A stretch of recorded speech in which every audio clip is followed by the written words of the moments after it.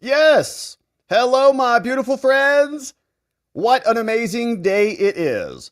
And we are just moments away from the president emerging to address the FII Priority Summit. And so we're keeping our eye on this one. As you can see, the White House has the feed up, and C-SPAN has that guy with that hair, Eli Mistel, talking right now. But here's the scene. You can see in Miami, the president is going to come out and he's going to speak at the FII Summit. And I was not familiar with what this is. So, of course, we'll jip in on that and we'll see what the president has to say, because it is apparently a pretty interesting event. Says that the FII Institute is an annual conference and it's an ongoing global program of things to pioneer solutions that transcend industry and geographies. All right, so it's a bunch of business technobabble there, but you see a bunch of people are here that are going to be speaking. CEOs of companies, looks like some foreign leaders, Bridgewater, JP Morgan Chase is going to be there. We got Oracle speaking there. Governor of the entity, TikTok of CEO, Eric Schmidt, Google's going to be there. All right, so some pretty big names here, all coming in for this event. And of course, President Trump will be addressing the event today. So we'll jump in on that. We'll see what he has to say. Of course, we'll pop that out so that we don't miss a thing. And then when that emerges, we'll cover that. But we also have some mega updates today, because Trump and the DOJ have now submitted their final response on the application for a stay into the Supreme Court. There's been a bunch of activity since we talked about this yesterday. And you'll notice we got two items to review today. One, the reply of Scott Bessent. That's the Secretary Treasury, who is responding to Hampton Dellinger's attempt to remain in the special counsel's office. We also have 19 states plus Florida who have rallied around the president and submitted an amicus. And so we'll talk about that. So we got some good Supreme Court stuff, which means we're waiting for SCOTUS to give us an update. And this will be a big one, because we want to know what the executive power ultimately is. So that's coming up soon. Then we'll go into what's happening elsewhere in DC, because we had a big update from the Trump administration, and we have been hinting at this for quite some time, explaining that as long as Trump can identify an independent source, right, an independent justification for what he's doing, all of these people are suing on the basis of his executive orders and the most recent changes. They're saying, you can't do these changes. This is crazy. And he says, well, okay, fine. Take that out of the equation. Take the executive order that I just signed away from the entire conversation. Do I still have the power to do it? Yes, I do. So I'll go ahead and do it. And the cancellations will continue. They're not stopping. And you can see they even notified the court about this. And a bunch of entities on the left and a bunch of people on X who are being not entirely honest are saying, Trump is defying the ban. Trump is defying the courts and the TROs and all the things. No, he's not. He's complying with the TRO. He's just identifying an independent source that allows him to do the thing that the judge said he couldn't do based on his executive order. We'll break it down. So we've got that opinion, or that memo that was provided by Trump's DOJ into the DC circuit. And then we have this. This is a declaration of Pete Morocco in the House, and he's going to walk us through exactly what they're doing, and he's going to explain this to us. Okay, we've been sitting here kind of playing around with this, asking ourselves, what is Trump's alternative source? Okay, if it's not the executive order, well, he's got a lot of other power, because he's the president, and he has the same powers that all the other prior presidents had before him, and he's exercising it accordingly. So what Pete Morocco does for us is walks us through exactly where this power comes from and how they're using it to identify independent justifications for their cessation of funds, which we're excited about. We got reaction from this woman. She's talking a tough game. She's like, the president picked the wrong bunch of lawyers to mess with. We'll see what she sounds like here in a minute. And then we'll see how they're upset about their personhood is not being respected, because they're, I guess, when they get fired from their jobs, it's inhumane and it's a betrayal of the government teat that apparently they think they're promised. So we'll talk about that. Then Eric Adams was in court today. We've got a great report on this from none other than inner city press, Matthew Russell Lee reporting, was there explaining what's happening inside the courtroom. And so we'll read through it because what can they do? It's the prosecution's decisions as to whether they want to drop the charges or not. Can't force the government to prosecute a case, judge. So this was really this judge just trying to make a show of it. And he turned it into, I think, a mistake for him. And Emil Bove was in the house walking us through what happened or guiding us through the defense of the Justice Department. We've also got Al Sharpton and others who were talking about the Mayor Adams case. And the question is whether this dude's going to get nuked, whether they're going to insurrect him or coup him out of office, just like they cooed Joe Biden. So we got some good stuff coming up. We're waiting for the president to come out. They said it'd be 3 o'clock, so we'll keep our eye on that. Let's make sure that we're live and not missing anything here. And of course, very glad you're here and with us. We had a great members only stream this morning. We'd love it if you became a member. It's a great way to support our work, great way to join us. We have streams in the morning. We do streams on Saturday. We have an amazing community. So come check it out. You can join us. Go to watchingthewatchers.locals.com or sign up on YouTube. Just click that join button and we will see you tomorrow on the member stream. All right. So Trump has still not emerged, but in the meantime, let's get into some business because we've got some good stuff to talk about here at the Supreme Court. And if Trump comes out, we'll hear the audio and we'll cut to that. But here we are. In the Supreme Court of the United States, we've got a battle now. Hampton Dellinger, the fired special counsel, is trying to weasel his way back into the government. And a lower court judge has said he's allowed to be there. Trump fired this dude on day one because he worked with Hunter and was appointed by Joe Biden in Joe Biden's last year. And Trump doesn't want him in there. And he's got power over the executive branch. Well, Hampton sued and the lower court judge says, you have to have him back. And she issued a very strange decision. She called it a stay. And so if it's a stay, then Trump has a hard time appealing that, right? And so he tried to do that. This is in the DC circuit. So he tried to take this case up outside of the district court up to the Circuit Court of Appeals. And they said, you can't come up here because you haven't gotten an appealable order. It was only a stay. It wasn't the right type of preliminary injunction. So Trump says, look, totally ridiculous. The dissent from the Court of Appeals in DC said he can appeal this directly because this is an impediment on the executive branch. Trump right now is being impeded. He has, through the American people, the right and the power to have his own special counsel, the one that he wants to do the bidding of his administration. That's what the election is for. This judge shoved someone else back in there. And now Trump's Treasury Department via Scott Bessent and 20 states have joined in on the fun, knocking on the door of the Supreme Court saying, you got to hear this case. Number one, you have jurisdiction to hear it. Ignore what they said at the Court of Appeals in DC.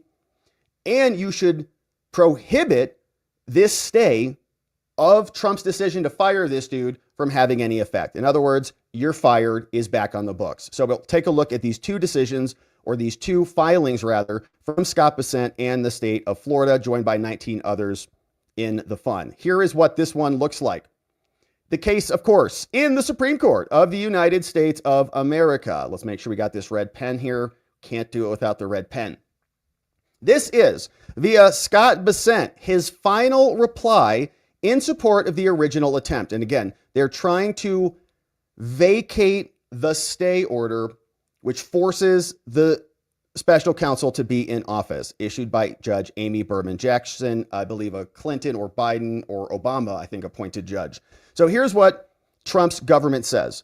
All right, look, when a district court like Amy Berman Jackson, when she crosses a constitutional red line and when she purports to bar the president from replacing an agency head that he does not want in there, potentially for up to a month, usurping that month of our executive authority away from us.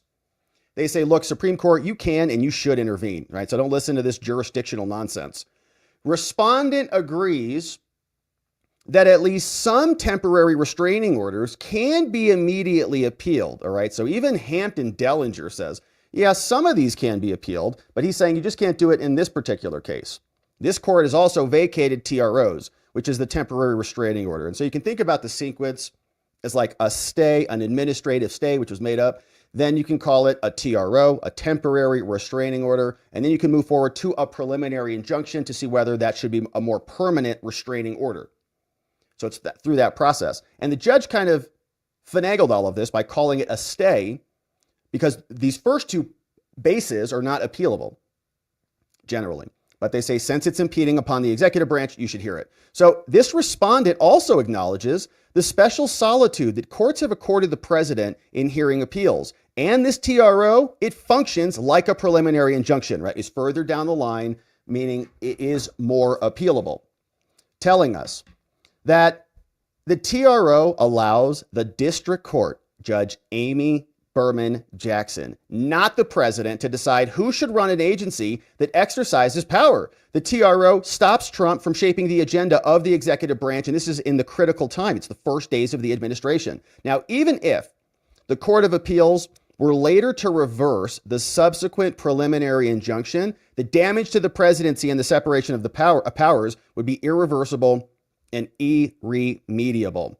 So just to be ultra clear on this, right, you have the administrative stay that came in from the judge, Judge Amy Berman Jackson. Then you would have a TRO. And after the TRO, you'd have the preliminary injunction. And the preliminary injunction is what the Court of Appeals in DC is saying. You can appeal it when you get here. Then you can appeal it. And same thing from Hampton Dellinger saying, well, once you're there, you can appeal it. But what the judge has done is not called it that, right? In effect, that's what it is, but that's not what she's calling it. In fact, she first called it an administrative stay because that bought her some time.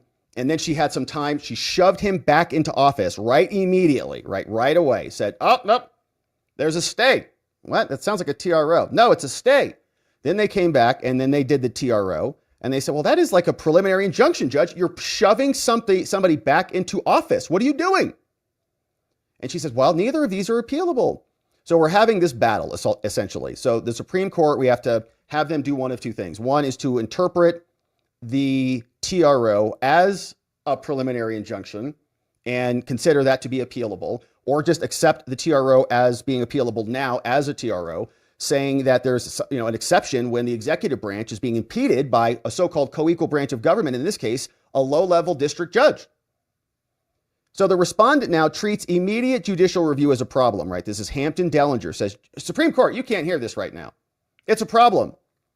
But that's not the framing, Judge. It's not a problem. This is a safeguard, all right? By cramping this court's jurisdiction, the Supreme Court, they're saying, you can't hear this, Supreme Court.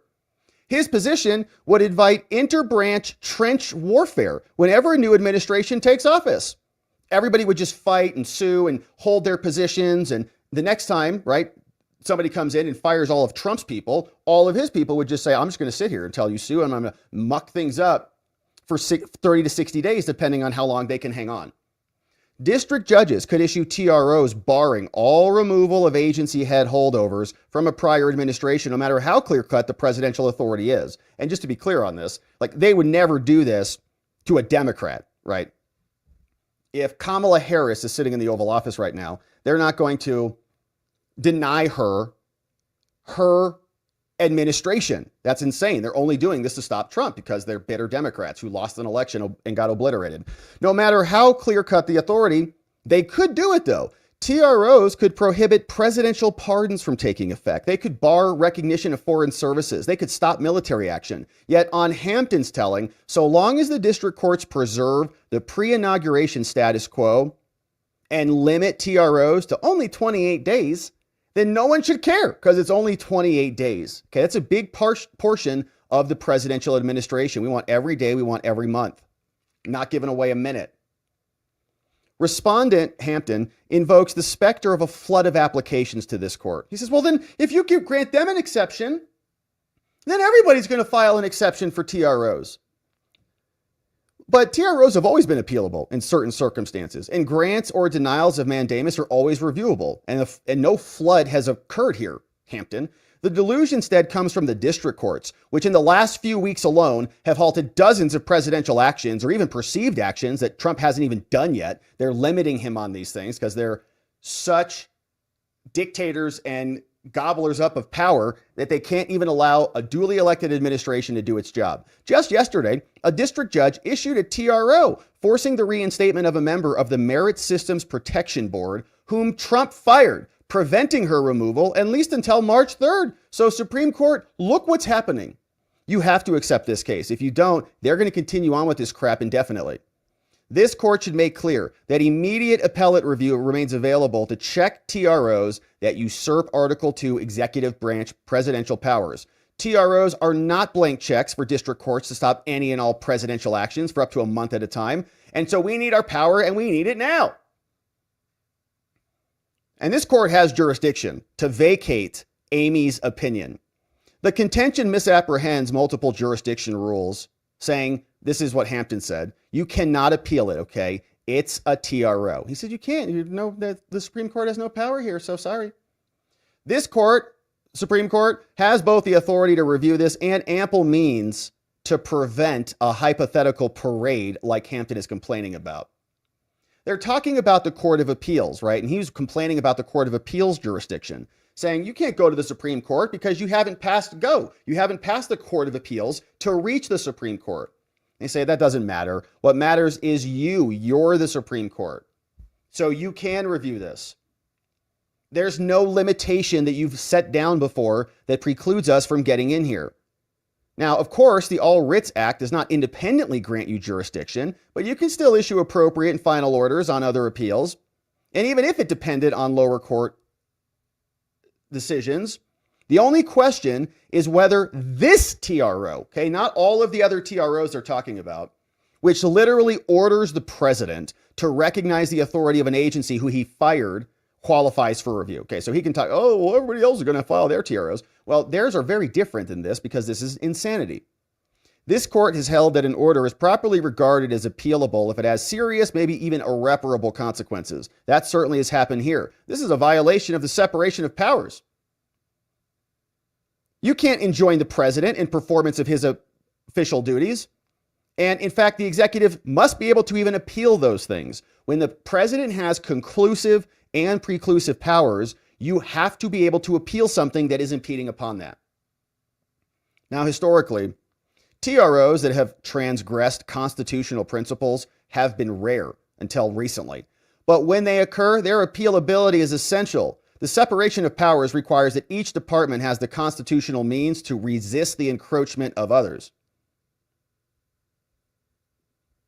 And hang on a second. I just learned that our Rumble was not working.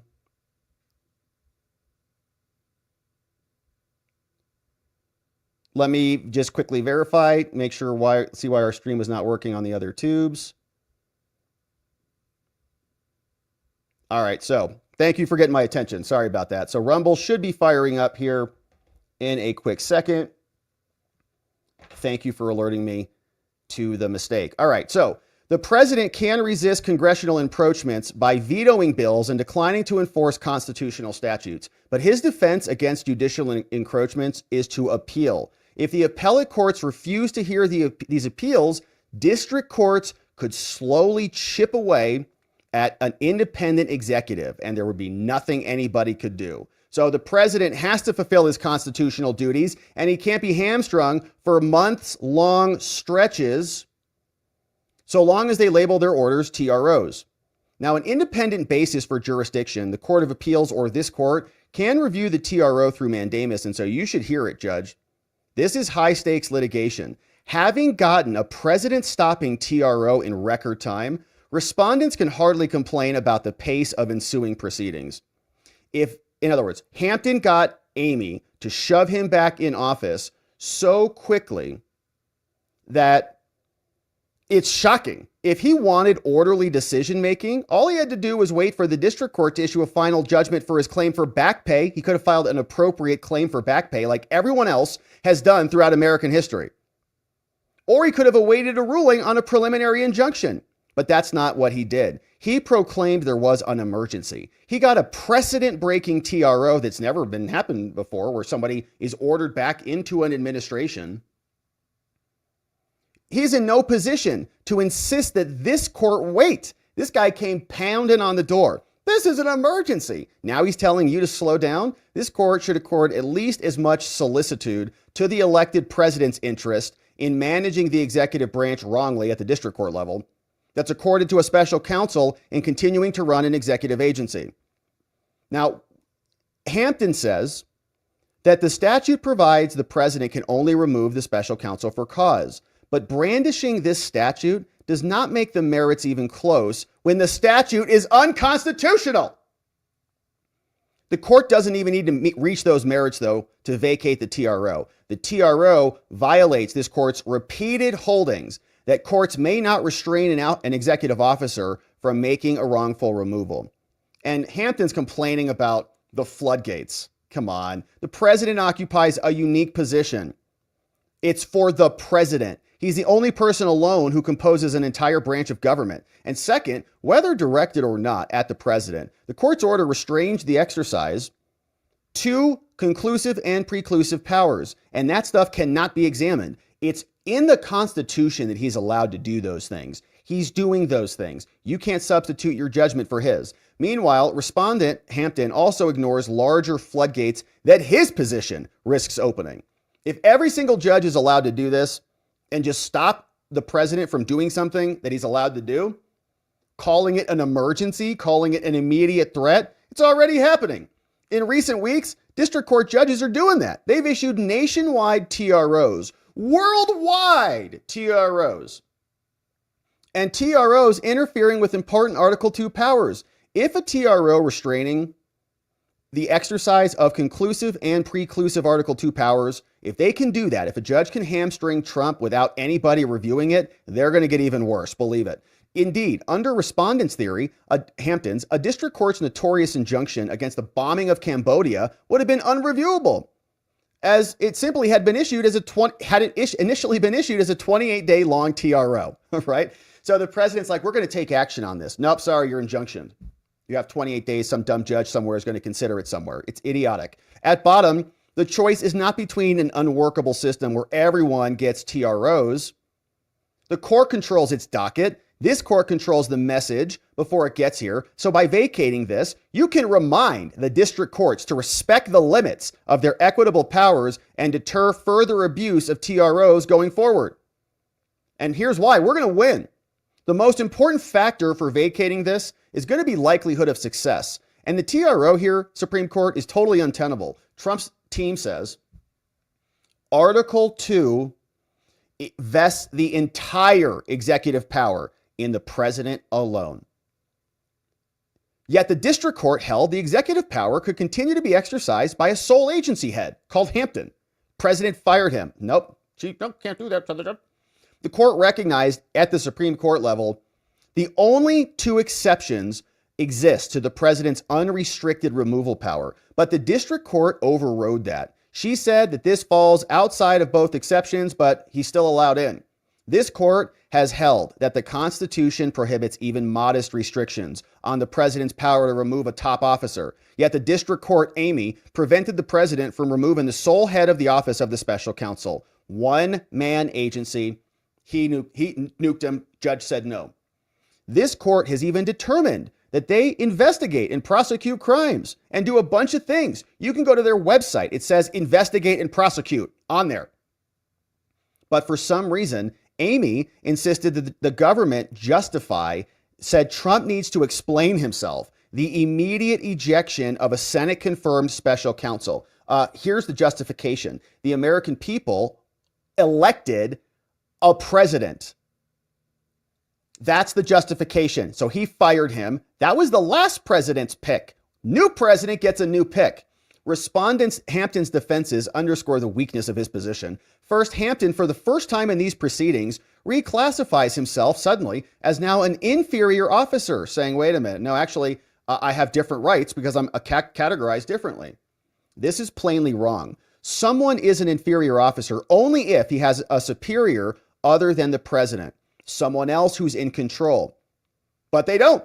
Until recently, that was the president's job, and says, well, here they say the MSBP also has control, but that was recently the president's job Now that the district court has restored Hampton to office and barred the president from firing him, even for cause. Remember, the judge said Trump literally cannot get rid of him now, like no matter what. Even if Hampton is doing something bad and illegal, Trump's like, you're committing fraud. Judge said, sorry, he's in there. He arguably is not inferior even to the president because the president can't even fire him now. Based on this judge's logic in her decision, said there's nothing Trump can do. The judge implanted a Biden mole back into the White House. If respondent has any superior now, it is perhaps the district court, but that doesn't matter at all because she wants him in there.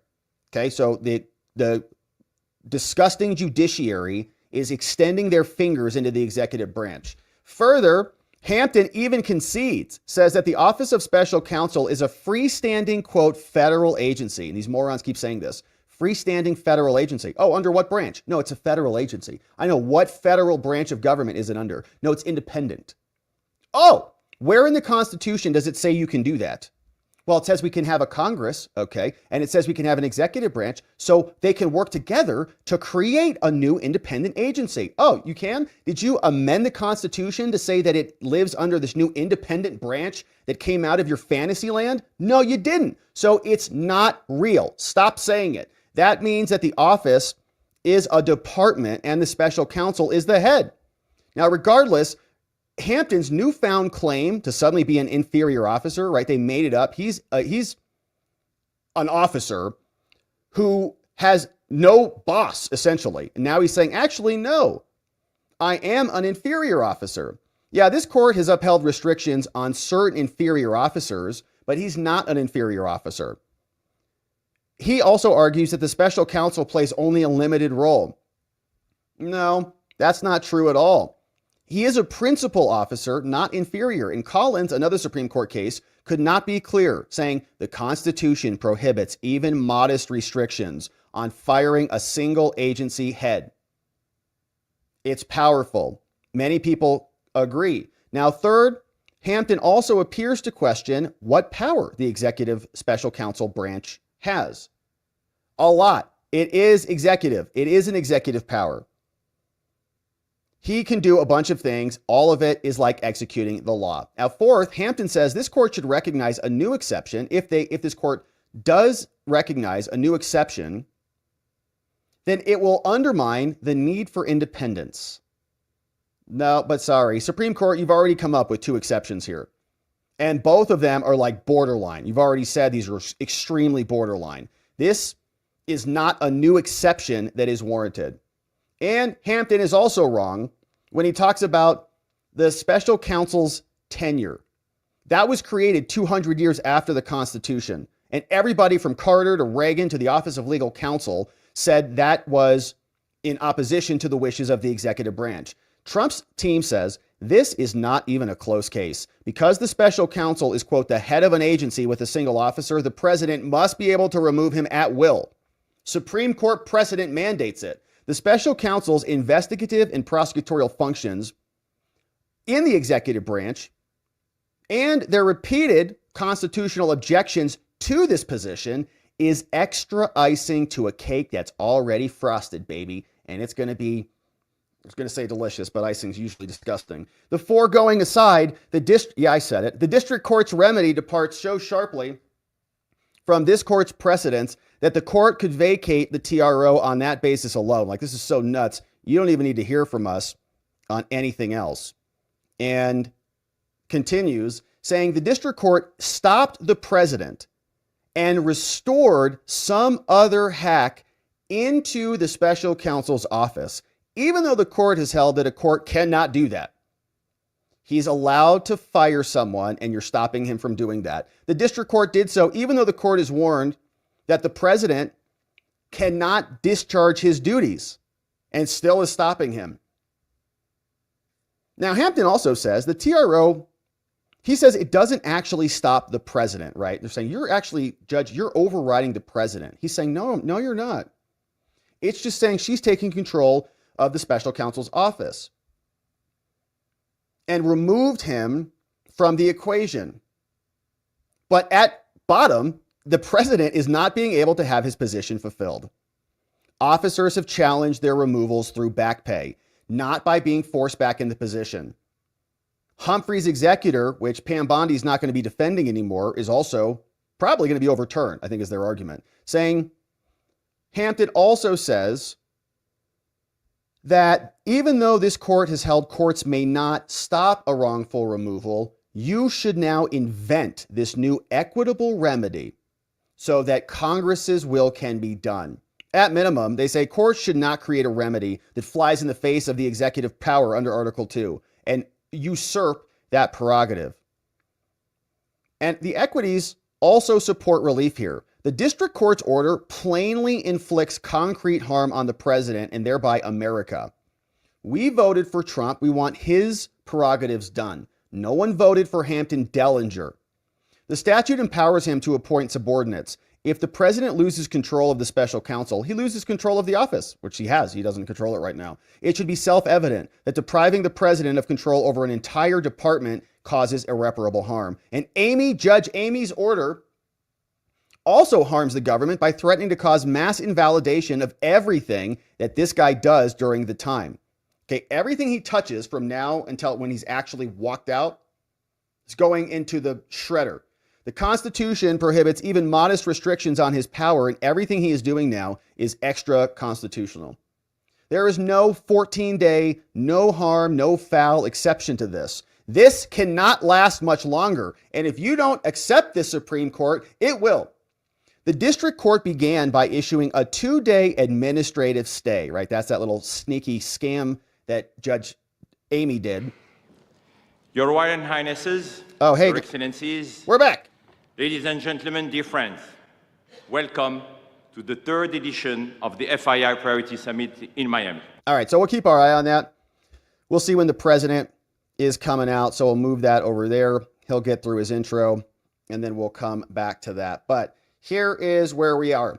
The court then issued the 14-day TRO, right? This was the very sneaky administrative stay that allowed her to buy some time, shoved him back into the office so that he could go and clear out his emails, in my opinion. Under the rules, they say you could get 14 more days in addition to that. Then issued a 14-day, and she could get another 14 days. So almost a month.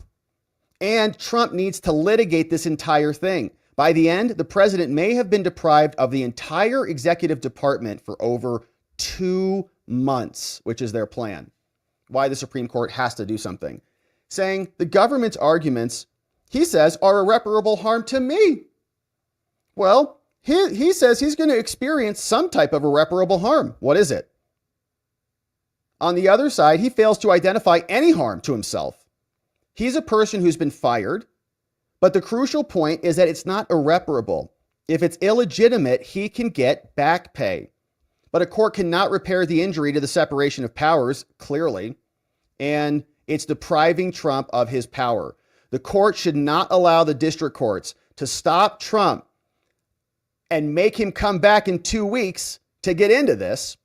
And we ask the court, vacate the order. Do not allow Hampton Dellinger to be shoved back into the office by Judge Amy Berman Jackson. Here is the president coming out, probably here vibing out to "It's proud to be an American."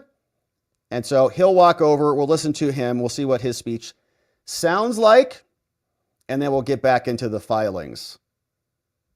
It's going to be a great day, my friends, because we've got some more Supreme Court stuff, little Mayor Adams updates, and we'll see what else is happening in D.C. because the cancellations are continuing. So this is the White House video feed, and let's turn up the volume. That's what we thought. So vibing out.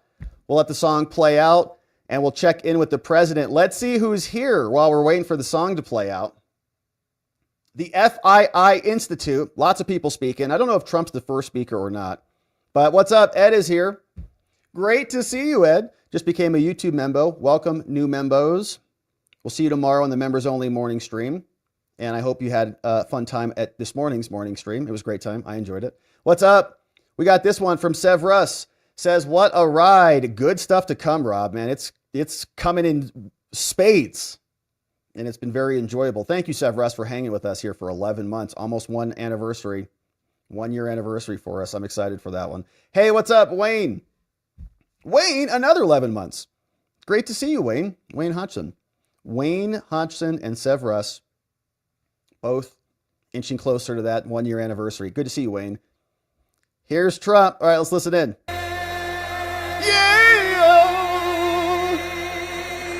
Thank you very much.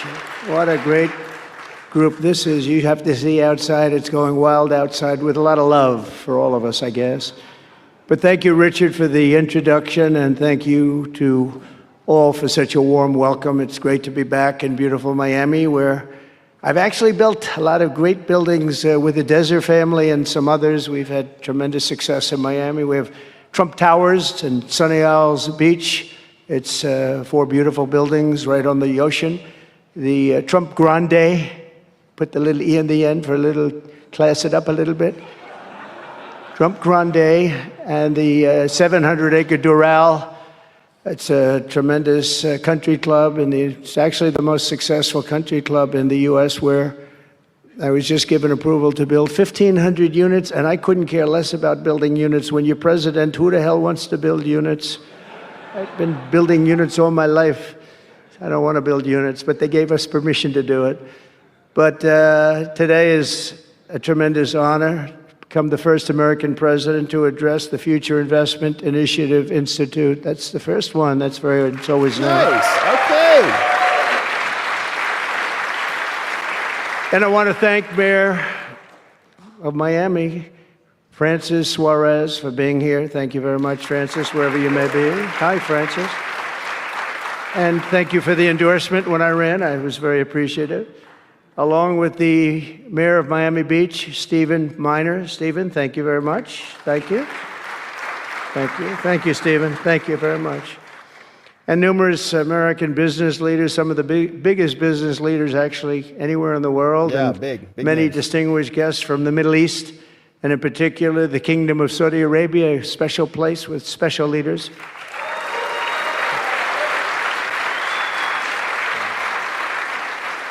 And including FII Institute Chairman and Governor of the Public Investment Fund, which is a seriously big fund. Yasser, I see you there. Stand up, Yasser. Everyone knows Yasser. Thank you. Great guy, great person. And Finance Minister Mohammed, thank you very much. Thank you, thank you very much. Good to see you again. That's pretty good, Finance Minister of that part of the world. That's not bad. Other parts of the world, not so good, but that one is good. And many other senior government leaders. I also want to recognize the Kingdom's ambassador to the United States, Her Royal Highness Princess Rima. Ooh, very popular. Very popular. Wow, that's very nice. Sitting next to Elon. Wow, you couldn't do better than that, huh? Uh-oh, what does that mean? As well as my own special envoy to the Middle East, who's really done a fantastic job, Steve Witkoff. Thank you, Steve. He's been busy. And Michael Waltz is here. Where is Michael? Michael's been so busy. They've been going back and forth and back, and a woman who is just voted the most powerful woman anywhere in the world. No, I'm going to go with Princess Rima, but she was voted the most powerful woman anywhere in the world, Susie Wiles. Thank you. Susie! Thank you. Most powerful woman. That's pretty good. We have to talk to you about that, Susie. It's pretty good. And also, we all know Jared Kushner, a very special guy.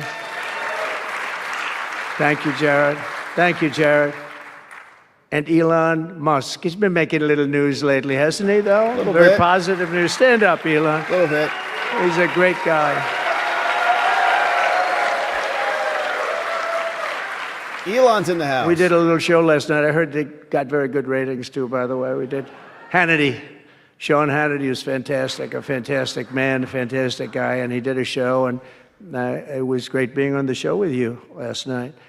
I come today with a simple message for business leaders from all across the nation and all around the world. If you want to build the future, push boundaries, unleash breakthroughs, transform industries, and make a fortune, because you want to make a fortune. Most of you have already made a fortune. I don't want to say that. There's no better place on earth than the current and future United States of America under a certain president named Donald J. Trump. Yeah, baby, let's go. We're going to do very well. They're saying that November 5th, Election Day, 2024 will go down as one of the most important days in the history of our country. That's true.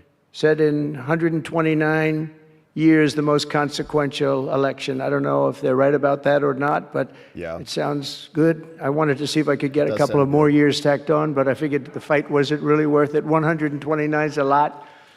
And as of January 20th, 2025, the dark days of high taxes, crushing regulations, rampant inflation, flagrant corruption, government weaponization. Oh, I know about weaponization. Yes, you do. And total incompetence will be gone forever.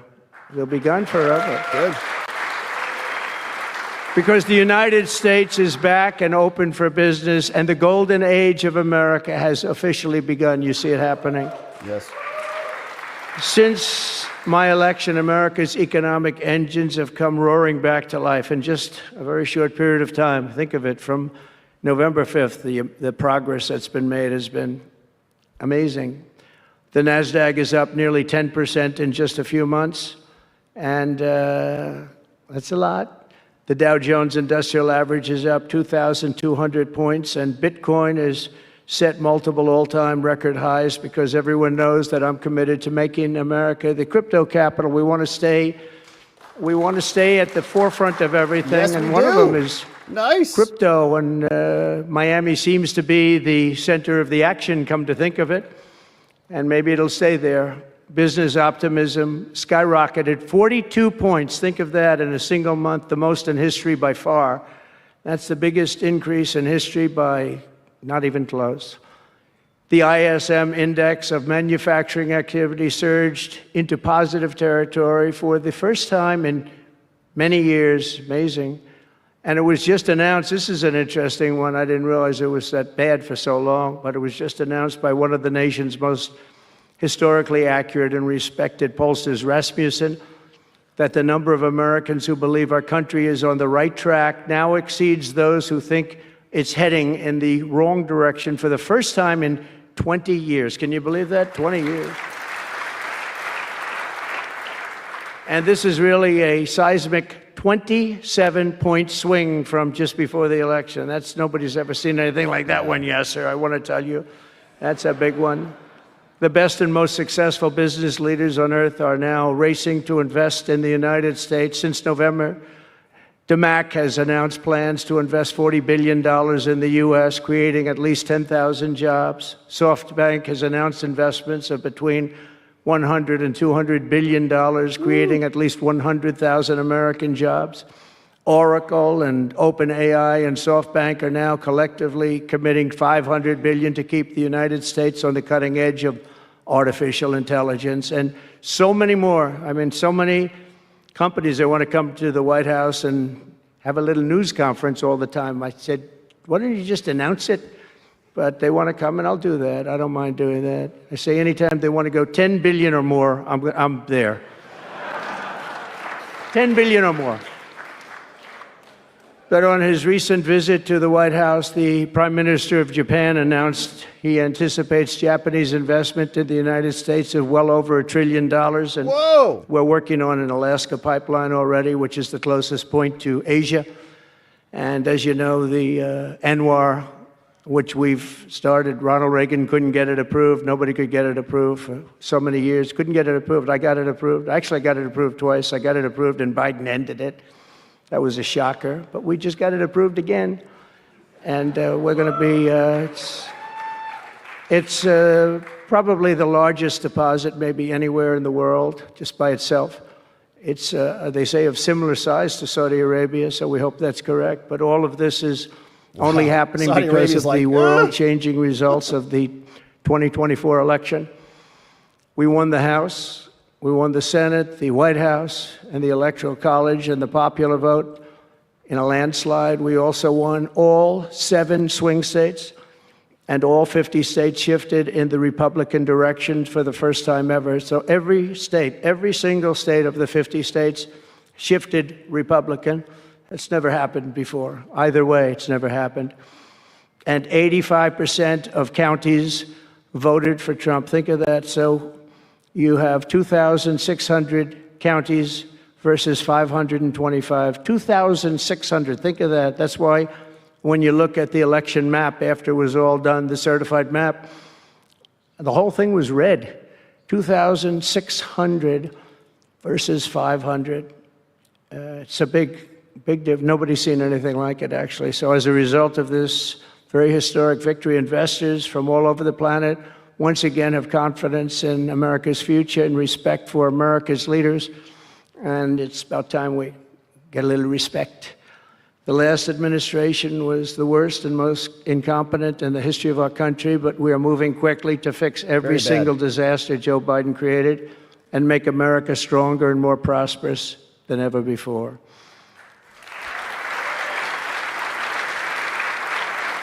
Mr. President. Our first and most urgent mission is to remove the criminals that Biden allowed into our country with the ridiculous and very dangerous open borders policy. They came from all over the world. They came from prisons and jails. They came from mental institutions and insane asylums. They were gang members. They were drug lords. They came from all over, and they were allowed to come into our country.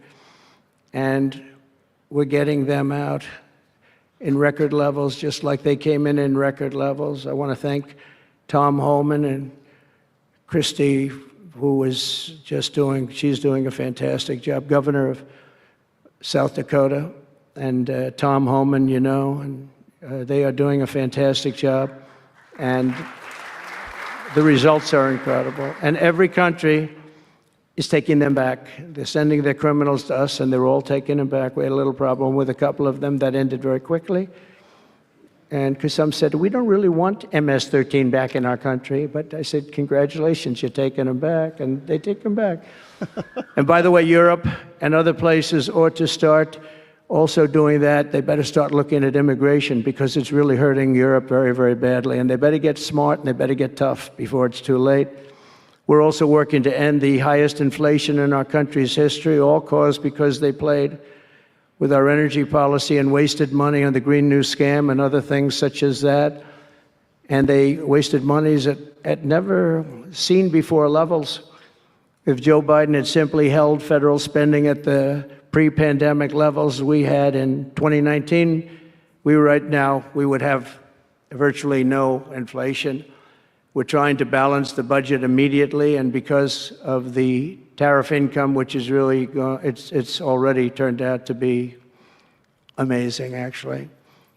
It's really meant more for bringing countries and companies into our country, but the numbers are rather staggering, because we're the big piggy bank that everybody wants to be, and they can play games and they can say, well, there'll be retribution and, you know, equal this and that, but they can't be equal.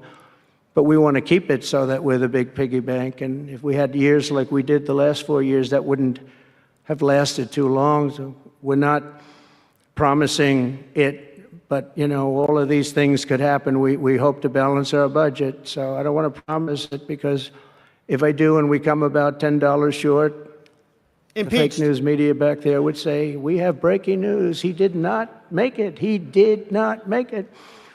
But we'll get it done very soon. It might not be this year, but it could be this year. Actually, we have a chance at getting it even this year, which people would be shocked at, because they were talking about 10 years, 15 years, 20 years from now. When I took office last month, we inherited the consequences of inflation.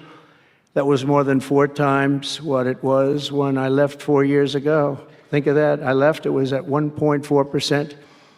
And the annual government spending over $1.5 trillion more than projected in 2020 alone. $1.5 trillion.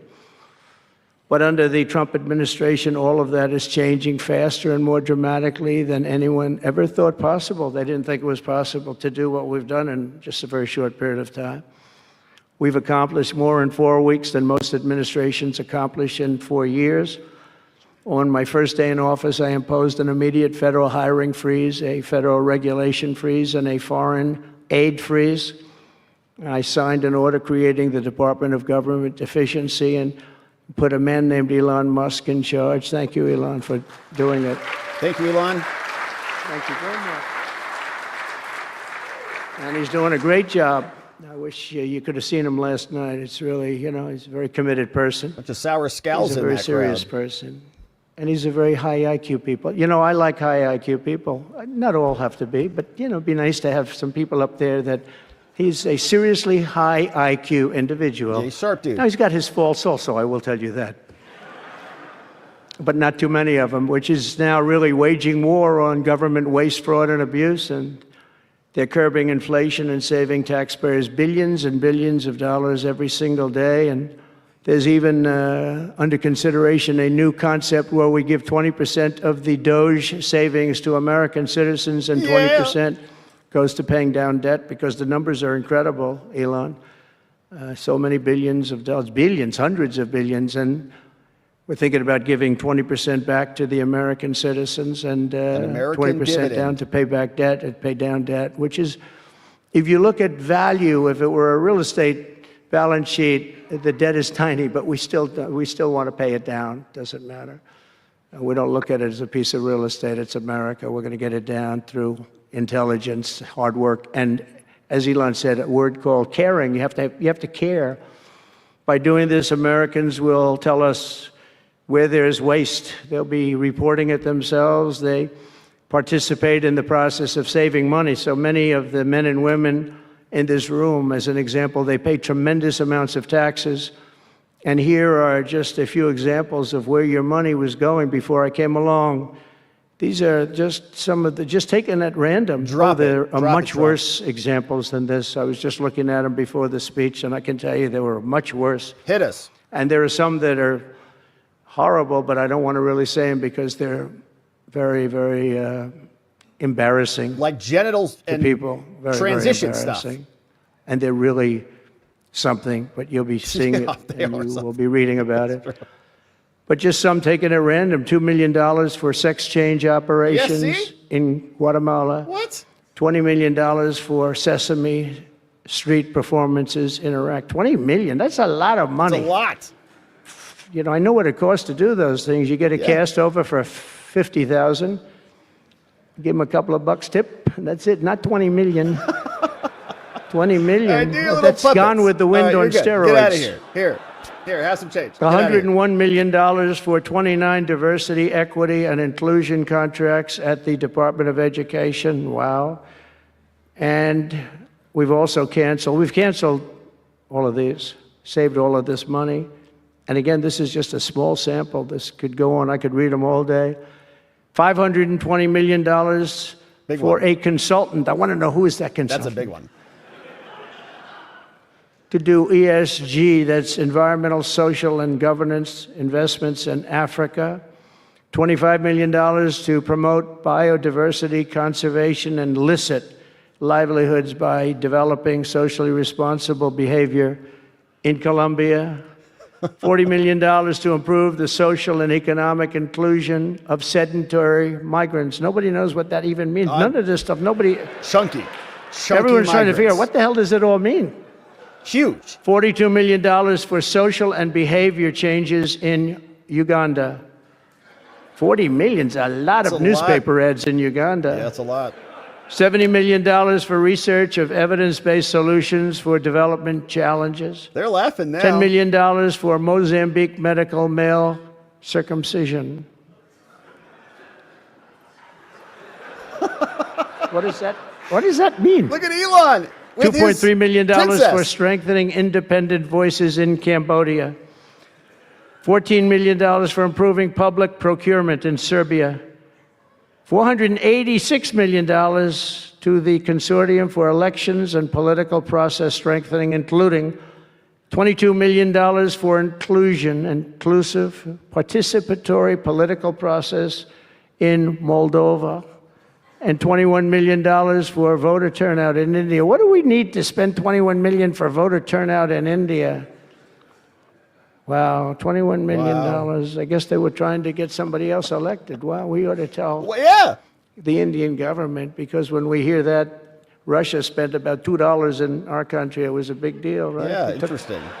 They took some internet ads for $2,000. This is a total breakthrough. $21 million for India elections, $29 million to strengthen the political landscape in Bangladesh, $20 million for fiscal federalism, and $19 million in addition to the $21 million for biodiversity conversion in Nepal, $1.5 million for voter confidence in Liberia. We need voter confidence too when you read this list.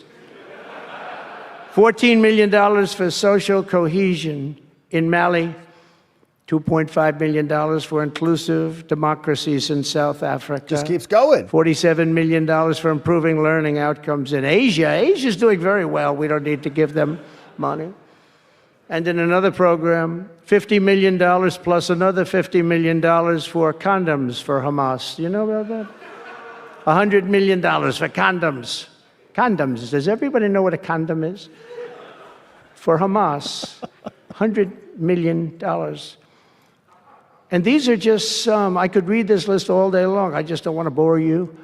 But these are just some, and not nearly as bad as others. And some are just, I just don't want to say them because they're too incendiary. We're also finding tremendous abuse, waste, and fraud in Social Security. Social Security is, what's happening there is going to be one of the great potential scandals in history. On the program, there are over 4.7 million Social Security numbers from people from 100 years old to 109. Think of that. Now, over 100, there aren't a lot of people that make it. Hopefully, most of the people in this room will make it, but historically, you don't have thousands and thousands of people. But listen to this, 3.6 million people are on Social Security rolls from the age of 110 years old to 119. Do you think there are really that many? Those people are seriously old. But it gets worse. 3.47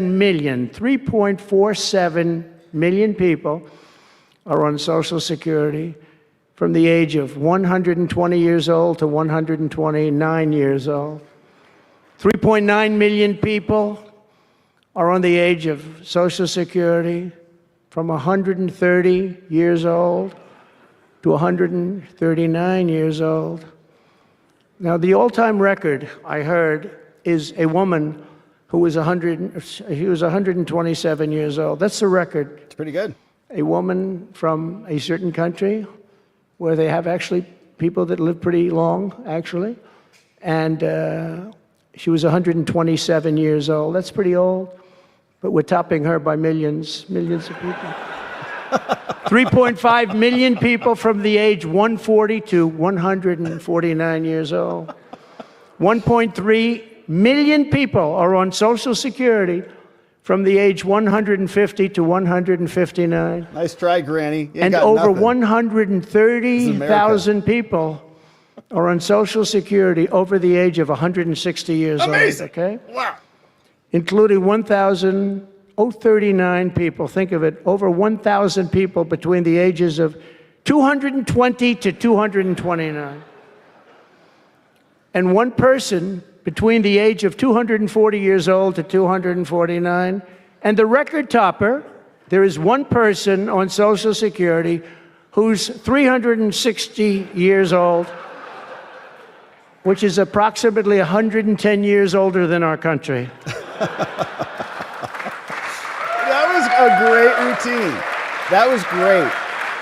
Every single person in there is a business owner. So what we're trying to find out, and what we will find out, is are people being paid from all of these, you know, somebody pocketing 10,000 here, 10,000 there, what's going on? So we'll find that out pretty easily because we have a lot of computer geniuses. I said to Elon, who are these people that are doing this, the Doge people? I said, who are they? Where do they come from? He said, well, number one, they love our country. Number two, they're really genius at computers. There's that princess. So nobody's going to fool them. When they go in, they see some bureaucrat that's scamming the country. and they try and talk about, certain computer language, these people say, no, it doesn't work that way. These are people that have a natural ability as brilliant computer people. It was very interesting when he told me that. I said, that's what you need today? But all of these scams have now been terminated. In addition, over the past month, we have effectively eliminated the U.S. Agency for International Development, which was funding much of this lunacy. Yep. We virtually shut down the out-of-control CFPB, escorting radical left bureaucrats out of the building and locking the doors behind them. What they were doing was so terrible. Where they were spending the money was so terrible. What we haven't looked at yet, but will be, is does the money come back to them? Because nobody can be stupid like that. And they're not stupid. They're smart, actually. And, why are they doing that? Does money come back to them? So we'll figure that out pretty easily, I think, and quickly. But I've ended all of the so-called diversity, equity, and inclusion programs across the entire federal government and private sector, and notified every single government DEI officer that their jobs have been deleted. They're all deleted. And it's interesting, even these companies that have tremendous amounts of money, a number of them just announced, Walmart, if you can believe it, they just announced that they're stopping. And, these companies are writing off like $220 million. How can you spend that much money no matter what you're doing? If you're teaching something, you're going to have an instructor, you're going to talk, you're going to give them a book, please read the book, and then you find they spent $225 million on that. What's going on? Theft. And we were going in the wrong way, and our military was really, although I tell you, we defeated ISIS with our military in 3 weeks. General Raisin Kane he's some general, he's a real general, not a television general. And 3 weeks, ISIS, and I asked him, and I saw some of his people that were so great, the soldiers. We have the greatest military in the world, but we don't have the greatest top leadership. That's why Afghanistan was such a horrible situation and so embarrassing and so many other things. But when we want to, with proper leadership, there's nobody even close to us. We have the best equipment in the world. We make the best equipment in the world. But we have the best military. But, we never fight to win. We fight to just keep it going forever. And when we fight to win, there's nobody that can even come close to us. But I was talking to General Dan Kane, we call him Raisin Kane, and I was told it would take about 4 years to defeat ISIS, and he did it in 3 weeks. I said to him, what do you think, General? How long will it take? Sir, I think we should do it in less than 4 weeks. You're going to have time left over, and he did that. And we were told by the television generals it would take 4 years, so we did it. That's when I went to Iraq. I flew to Iraq, and late at night, the dark of night, all the windows closed, all the lights off in the plane, in Air Force One. And we flew in, and it was pretty amazing. I'll tell you, we were landing, and there were no lights in the plane. Sir, we have to turn off all lights. I said, you mean we spend $9 trillion, and we have to fly in an Air Force One with the lights off? Yeah. And I went up to the pilot, said hello. And by the way, these guys are like central casting. These are the best-looking human beings. Everybody is like perfect. The most handsome people, the best-looking people you've ever seen with the flat tops and the whole thing. And I was a little concerned because the lights are off, and everything's off, and even the lights in where he was were down, very dim, very, very dim, with all of the lights on the fancy dashboards of the plane, of Air Force One. We're getting a new Air Force One if they can ever finish the damn thing. We're getting 2 of them, actually.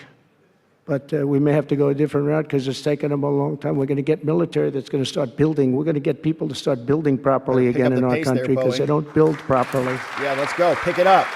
This was Boeing.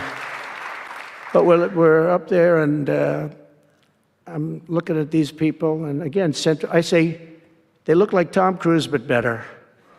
Stronger, tougher. And I like Tom Cruise, but these are better.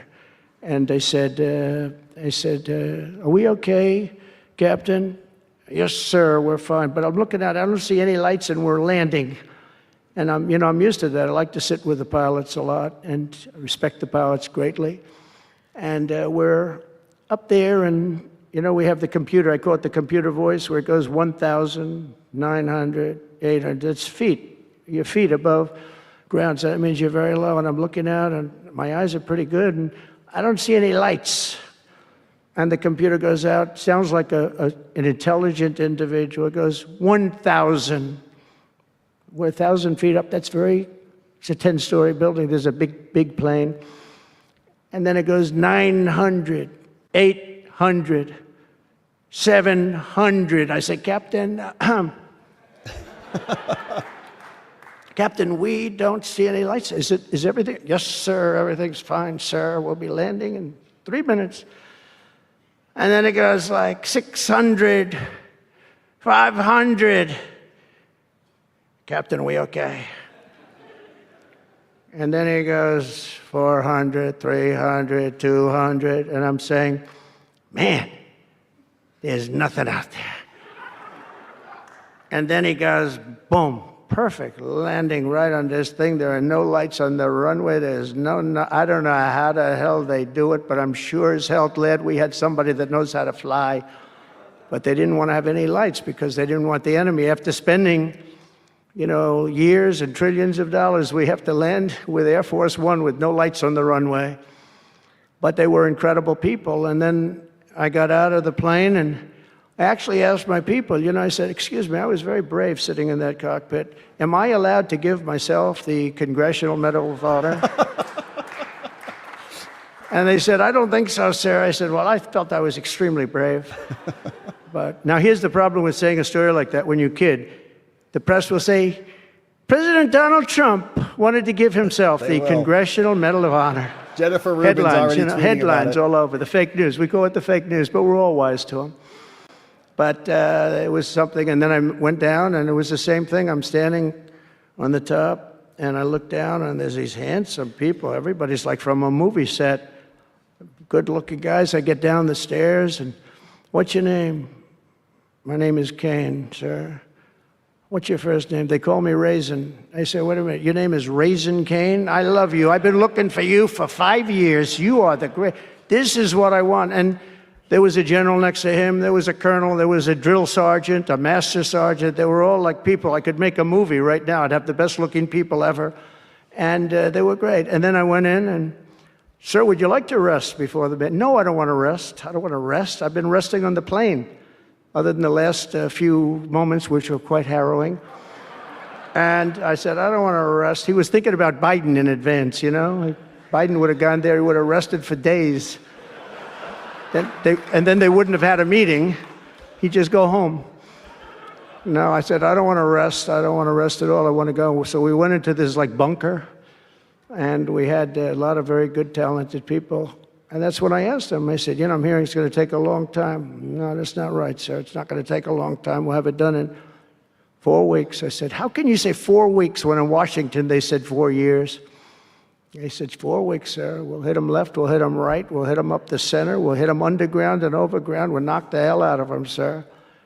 And I said, why is it that they said so long? He said, because they wouldn't let us fight. And we're very far away. They want us to fight from this airport. We're very, very far away, sir, and they want us to fight here. We have many substations out, sub-airports, they call them, remote airports, where they build them in the sand, and we have many of them, and I'd use them all, sir. And I would hit them so hard from so many different directions.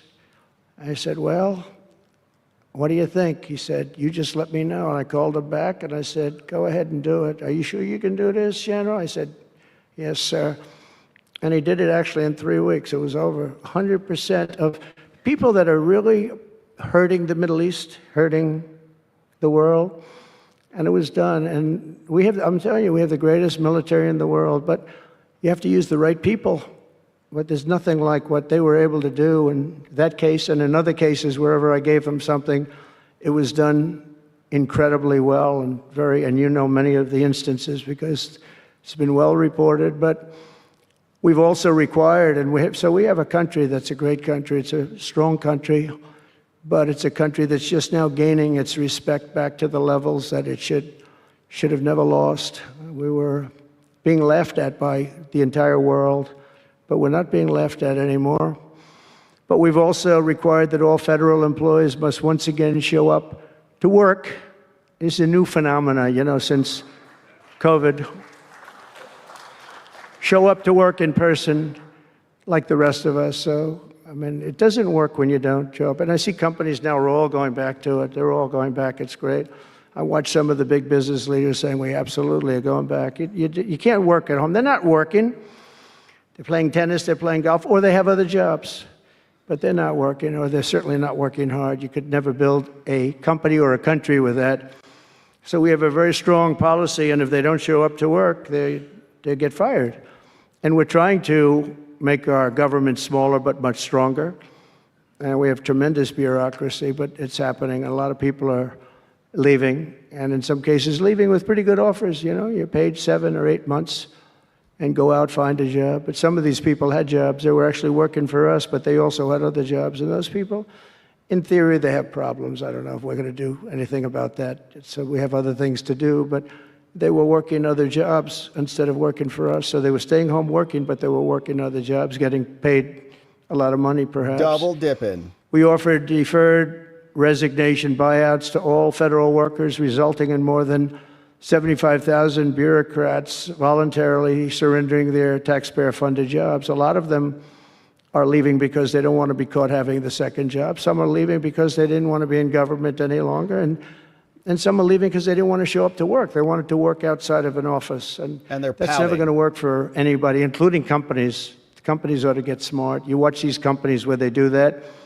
They start going bad. Nobody knows what's wrong with this company. Well, try getting the people back into the office where they can be cohesive and together.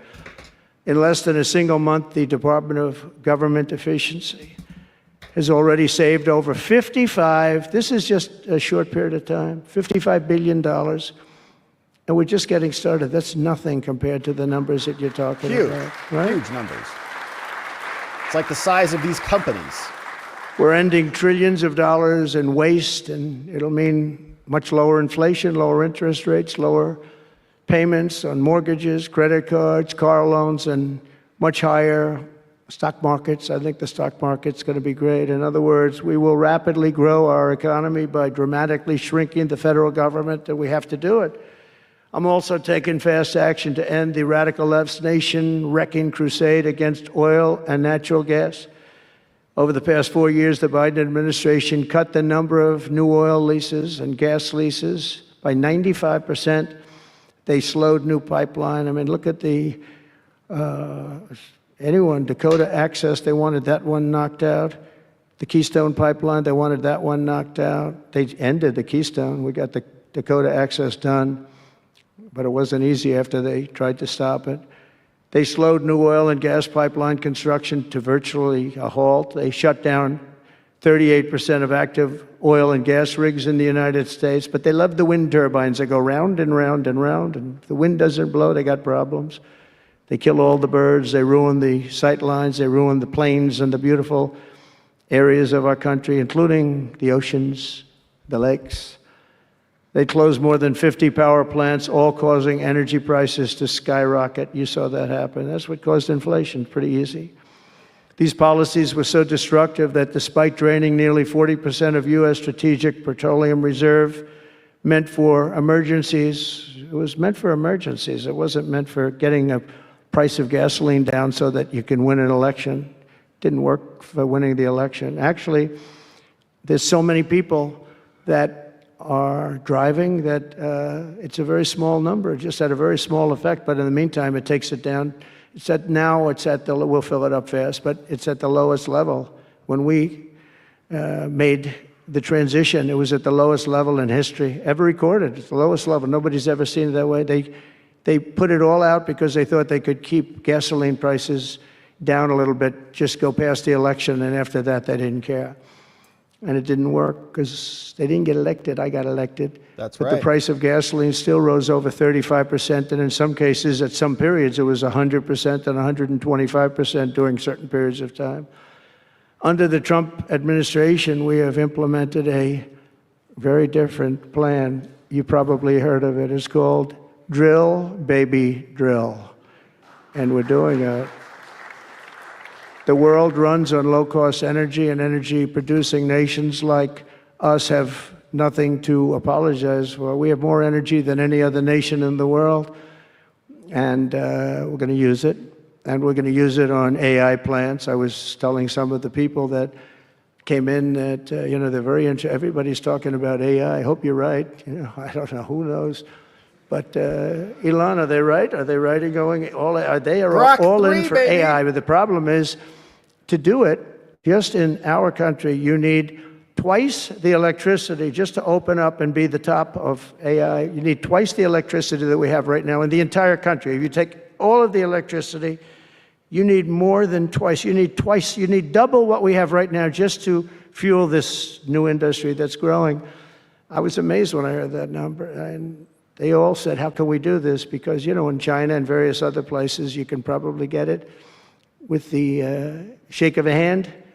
But in our country, you can't. But now you can, because I'm declaring a national emergency in order to get fast approvals. And we're going to have, if you build a plant, you're able to build an electric generating facility right next to your plant. So you'll be making your own. You won't have to count on utilities. You won't have to count on an old grid that could fail, could get hit by something, bad things or good things. But you're not going to have to worry about grids. You'll build your plant, and you'll build essentially you'll become a utility in a way. You'll build your own electricity. If you want to build extra and put it out and get paid for that, you're going to be able to do that. You can put it back into the grid, but you're going to be able to build with your plant a generating facility. And we're going to get you Lee Zeldin, head of the environmental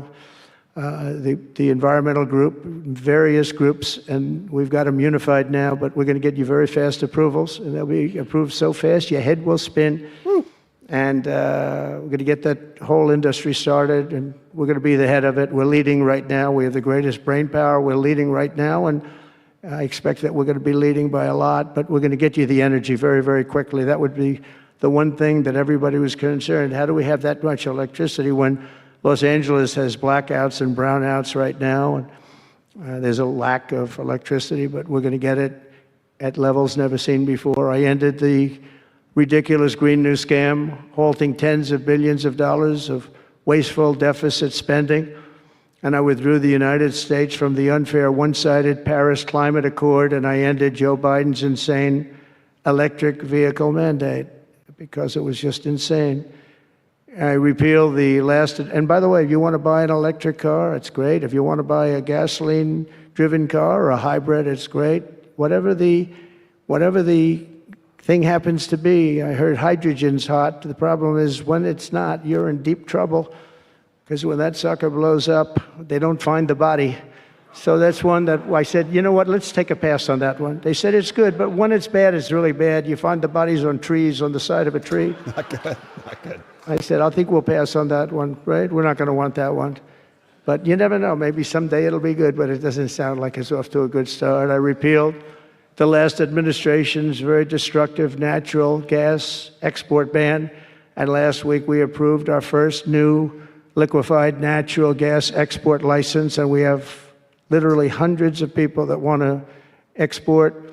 I recently met with the Japanese Prime Minister, Shiba, to discuss large increases in American oil and gas exports. They want it so badly. They said we went to the Biden administration, they wouldn't sell it. They wouldn't sell it. Nobody knows why. Biden didn't know why either. They asked him, I don't know. Save the planet. They did? Oh, I didn't know that. But we're going to sell it. And the new project in Alaska is going to feed all of Asia. We're going to take care of all of Asia. We have so much oil and gas, like very few people, like very few countries have, like really actually no country has. I also met with Prime Minister Modi of India, who wants to greatly expand India's purchase of American energy. And my administration has also launched the most aggressive deregulation program of any nation in history. Under my executive order, for every one new regulation added, 10 old regulations have to be eliminated. Amazing. And in our first term, which was actually an incredible success, we had the greatest economy in history until COVID, and even after that, we did great. The stock market was higher. If you think of it, it was higher after the fact. After we went through that whole thing, it was higher than it was just prior to COVID coming in, which is a pretty amazing thing. But we did a great job on that, but it was a terrible thing for the world. The whole world suffered. It suffered terribly, including China, including other countries. It was a terrible period of time. But despite that, we did well. But we had the greatest economy in the history of our country. And I think this time we're going to do even better. We were artificially hurt by COVID. We had to focus on that instead of focusing on, but just prior to COVID coming in, there's never been anything like what we did, what we achieved. Booming. And even after, we did very well, and especially considering what all of us had to do with COVID. Some nations were hit so badly, it's just unbelievable what happened to them. As part of our effort, I've signed executive orders to keep the United States at the forefront of artificial intelligence and to end Joe Biden's war on Bitcoin and crypto. We ended that war totally. That war is over. They were very hostile toward them until the very end, just because there's so many people on Bitcoin and crypto that just before the end, the SEC came out and they were being very nice. I was so nice to people because so many people were being indicted for no reason whatsoever. Very political group of people. That's all they did was they liked indicting people, but they were being indicted, and many of those indictments were dropped just before the election because they said, wait a minute, there's 100 million, 125 million people using this, and they didn't want to have, all these people being voted against. But by the time they did that, it was too late. We had that vote entirely, I think. I think anybody smart that believed in that, and there are a lot of people believing it, anybody that was smart voted for Trump. And they pulled the indictments, and I see people that were indicted. I said, I saved your life. I saved your life. Because if they actually thought that I was doing it, they said, why is Trump doing it? Is he doing it for political reasons? I don't do anything for political reasons. I do what's right. I want to be in the forefront of every industry. Let's go. So I'll be working with the Republican Congress to pass the largest tax cuts in American history. And that includes, obviously... That $1 billion in the back. That includes, we have to extend the Trump tax cuts, which were, until now, the largest. We're going to dramatically cut taxes for families and for workers and for companies, including no tax on tips and hopefully no tax on Social Security and no tax on overtime. Yeah, no taxes. And that overtime one is a sleeper because I think a lot of people are going to be spurred on to do a lot of extra work.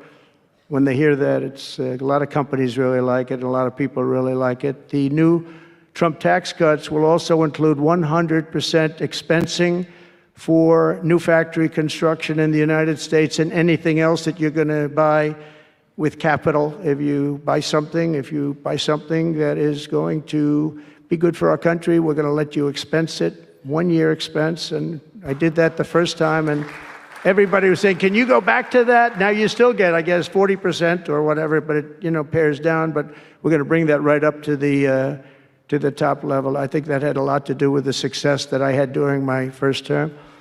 And we'll substantially cut taxes for all domestic producers of oil and gas and just about everything else that they produce. In my first term, I brought the business tax down from around 40% to 21%, which everybody said was an impossible thing to do. I cut it from 40. It actually was state and city was much higher than 40, but I got it down to 21%, and now I'm bringing it down to a goal of 15%, but only if you make your product in America. In other words, you're going to be at 21%, but if you make your product in America, you're going to go from 21 to 15. If you don't, you're going to pay 21%, which is still lower than anything. So guys like Elon are going to come and make his great cars in the United States. There are a lot of people will. Which a lot of people are calling. A lot of car companies are calling. They called me, three of the majors. They called and they said, we're looking all over the place. We want to be there. I'm going to be announcing tariffs on cars and semiconductors and chips and pharmaceuticals, drugs and pharmaceuticals and lumber probably and some other things over the next month or sooner. And it's going to have a big impact on America. We're bringing our businesses back. If they don't make their product in America, then they have to pay a tariff. But if they do make their product in America, they don't have to pay any tariff, which will it's all going to bring trillions of dollars into our Treasury, or it's going to mean that there won't be any taxes because we want to have a fair base. If they don't have it, we don't have it. If they don't pay, if they don't charge us, we don't charge them. It's pretty Simple. The Republican Party is once again the party of common sense. We're a party of common sense. We want strong borders. We don't want men playing in women's sports. We don't want to have transgender for everybody. No. We're the party of common sense. That's how we won the election in such a big manner. We'll no longer allow other countries to ransack and plunder our nation. That's why I've announced that we will soon begin imposing reciprocal tariffs on any country that engages in unfair and unequal trading practices. Fair. If they tariff us, as I said, we will tariff them at the exact same rate. So if a certain country, because some of these countries, even countries that I've already mentioned, are extremely aggressive with tariffs. Nobody knows that. European Union, they have a VAT tax that's devastating. It's very tough for people on the outside. Hard to sell cars, really impossible to sell them because they also have non-monetary tariffs that are very, very tough. But if you take a look at that, it's a very unfair situation. And the VAT tax is similar to the tariff. Around the world, I'm moving quickly to end wars, settle conflicts, and restore the planet to peace. I want peace, and I don't want to see everybody being killed. And you take a look at the death in the Middle East and the death that's taking place between Russia and Ukraine. It's been going on, and we're going to end it.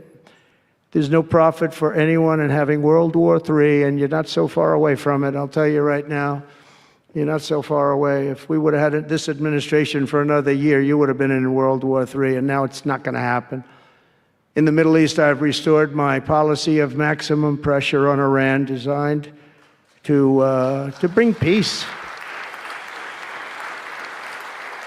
And we've designated the Houthis a terrorist organization. They're destroying shipping lanes all over the place. They're making it very hard for people to get their product delivered. They're making it very difficult, but we'll take care of that situation.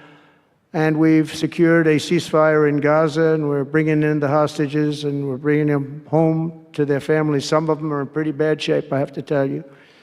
To end the horrible war in Ukraine, I've spoken with President Putin and President Zelensky, and our teams began negotiations this week in Saudi Arabia. I want to thank Saudi Arabia for that. That was so great. Yeah. And I want to thank, in particular, I mean, we have so many of the people, Yasser, Mohammed, all of the people, but in particular, we have to thank Crown Prince Mohammed bin Salman for hosting these historic talks. And talks that went very, very well. Steve was there, Steve Witkoff was there, and Michael was there, Michael Waltz and others, and they really went well. It's a big step. We got to get that war over with. You have to see the people that are dying. I look at the pictures, the satellite pictures of the field. It's a level field, and it looks like a modern-day version of Gettysburg, and you know what that means. It is just carnage. It's horrible. And, it's not American soldiers. It's not even soldiers from the Middle East in the case of Ukraine, Russia, but it's people, it's young people from Russia and Ukraine mostly that are just being decimated. It's flat fields. And a bullet goes, and a bullet only stops when it hits somebody. And the level of people being killed in that battle, soldiers, young soldiers, in some cases old soldiers, because they're running out of people. They're running out of soldiers, in one case. But think of it, a modestly successful comedian, President Zelensky, talked the United States of America into spending $350 billion to go into a war that basically couldn't be won, that never had to start and never would have started if I was president, not even a chance. And it didn't start for 4 years, never would have started. But a war that he, without the U.S. and Trump, will never be able to settle. They'll never settle that war without our involvement. That's why they did such a great job this weekend. That's why Saudi Arabia did such a great job this weekend in hosting. The United States has spent $200 billion more than Europe, and Europe's money is guaranteed. They get their money back. It's a form of a loan. Nobody knows that. I know that. I said, why isn't somebody saying, we do it the same way?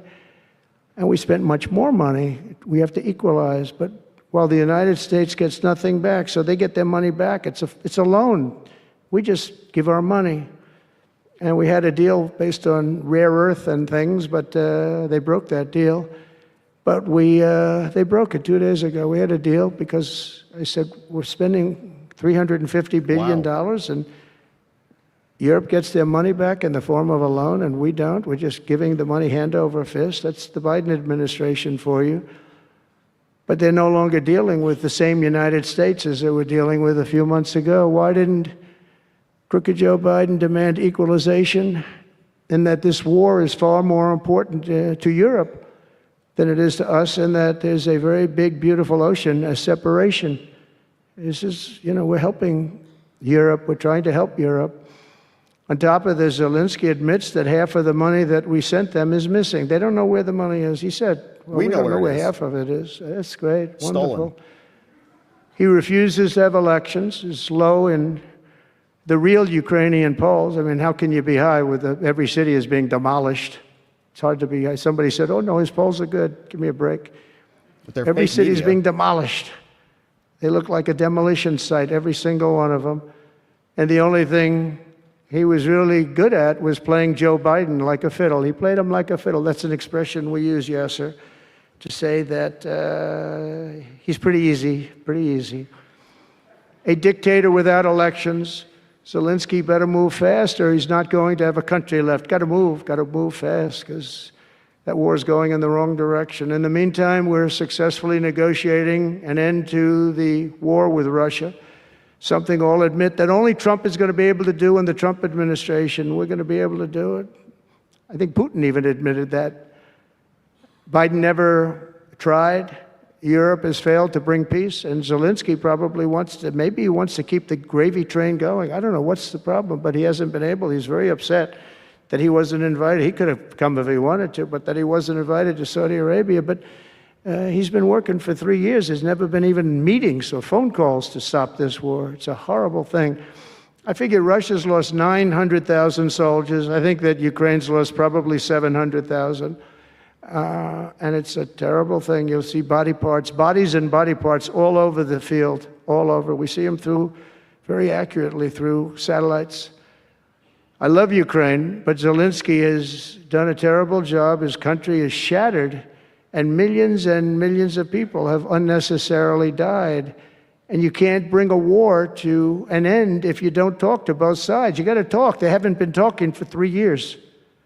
So we hope to see a ceasefire soon and to reestablish stability in Europe and the Middle East. Thank you very much. And as I've said before, it's my hope that my greatest legacy will be as a peacemaker and a unifier. That would be a great legacy.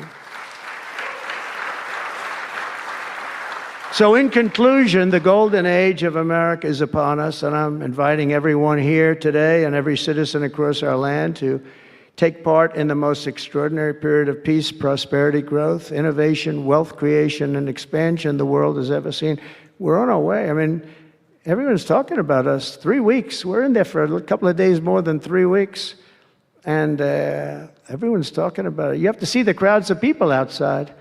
It's pretty amazing what's happening. We're on the verge of soaring markets, surging incomes, booming production, groundbreaking technologies, thrilling discoveries, and a quantum leap in the quality of life. Absolutely a quantum leap. One day, very soon, our country will have the greatest economy in the history of the world, because we once again have a president who puts America first, and we put America first, and your country should put your country first. But in the end, we want America first, and when it's all beautiful, which it's going to be pretty soon, we want to help other countries, and you want to help other countries. But, I tell your leaders, and some of the leaders are in this room right now, you got to put your country first. Whether it's Saudi Arabia, whether it's something else, you got to put your country first. But we're going to have plenty left over to help others also. As long as you invest in America, build in America, and hire in America, that means that I'm fighting for you. I am fighting very hard for you. Together, we're going to make the United States of America bigger, better, bolder, richer, and greater than ever before. It's going to be stronger than ever before. We're going to be a peacemaker and a peacekeeper. We're going to stop people from these stupid, never-ending wars. We're not going to partake in them ourselves, but we'll be stronger and more powerful than anybody by far. And if it ever came to war, there is nobody that will be able to come close to us. But we don't think that's going to ever happen. So I want to thank you all very much. It's a great honor to be here. And I think somebody said they're going to ask questions. And I didn't say, gee, what are the questions like Biden does? I say, just ask, it doesn't matter. You ask a question and I give an answer. So I think, Richard, you're going to come up and you're going to give me some questions. Thank you very much. Wow, okay. Thank you. Thank you very much, Mr. President. Please, a round of applause for the President of the United States of On America. your feet, Thank you. punks. Get up.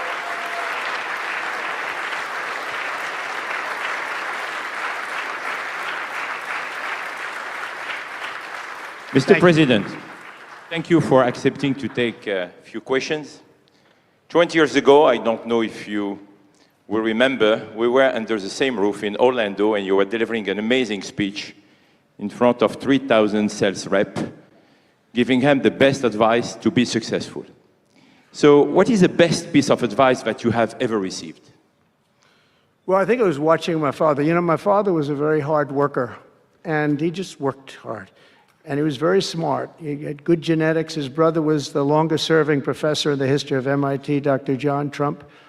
And my father was every bit as smart. But my father had to work. He was older, and he put his brother through school.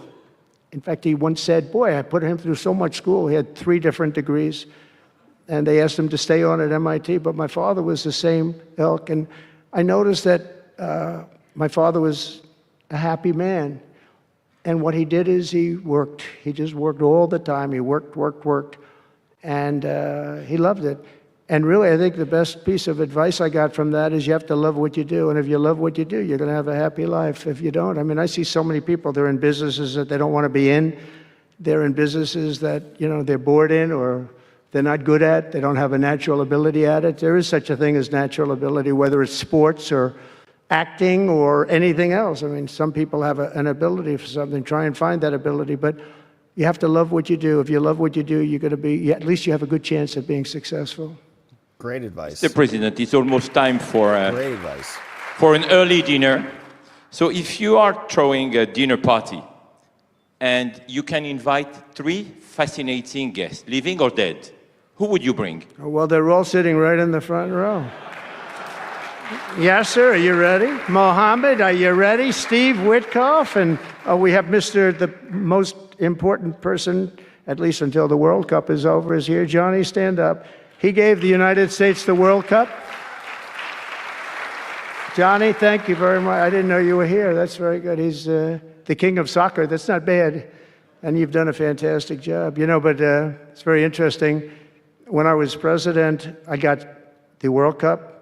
And I got all of the, you know, we have the 250 anniversary, so that fell in this administration. That's a big deal, 250 years. But we have all of these things happening, and I also got the Olympics. And I was called by the mayor of Los Angeles, sir, would you call up the Olympic Committee, because it was at that time President Obama will not take their phone call, and we're going to get the Olympics in Los Angeles. And by the way, they've recommitted to Los Angeles at a level that, you know, I was very worried about that. And the opposite, you know, somebody could have said, well, we're going to do it someplace else, until they have actually recommitted. They're going to make it bigger and better than ever. So I want to let you know that. But I had the Olympics. So I got the Olympics, I got the World Cup, and I said, and the 250, but that one I didn't get. But it was there. It was in this term. And I ran an election, and we did fantastic in 2016. We did much better. Millions and millions, tens of millions, but millions and millions of votes better. And bad things happened, and I didn't get that one. And I said, you know, when I originally signed the Olympics, I said, I won't be able to even be president. And I got the Olympics, because if I didn't, when I spoke with the people, the organizing committee and the people in different parts of the world, they asked me to do it because the president wouldn't do it. I was president-elect, and I gave them a talk. I couldn't get them off the phone. They were starving for love.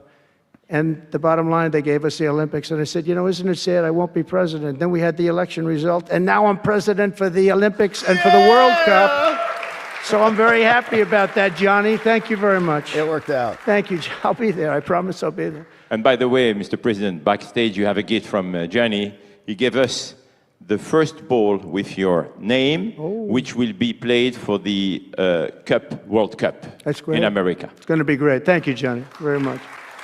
I doubt that any day you will take a sabbatical year, but if you could take a sabbatical year, Mr. President, what unconventional thing would you do? What was the word? Sabbatical. You don't work for 1 year. I thought you said Sabbath.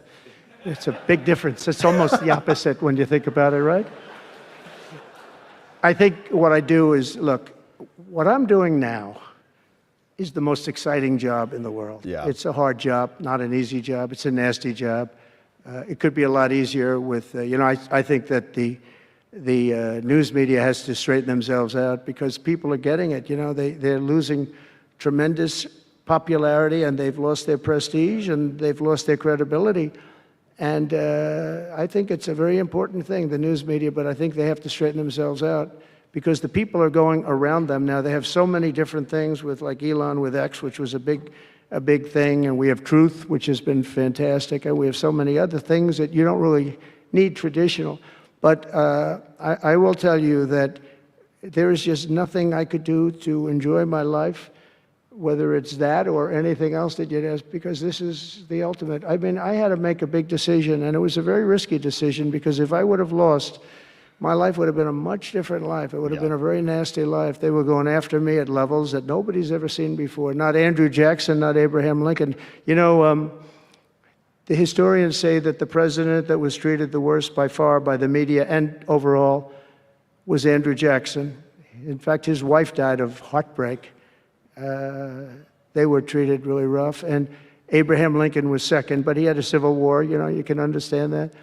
But nobody was treated like me, nobody. And I will tell you, you learn a lot about yourself.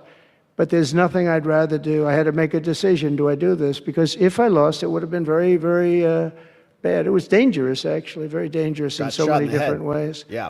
And I decided to do it. And I said, I have to win, because if I don't win, I spoke to a friend of mine the other night. He said, if you lost, it would have been it was actually Sean Hannity just before we did the interview last night. He said, boy, if you would have lost, you would have had a tough life. You would have had a very tough life. So there was a certain amount of courage involved in this decision to run.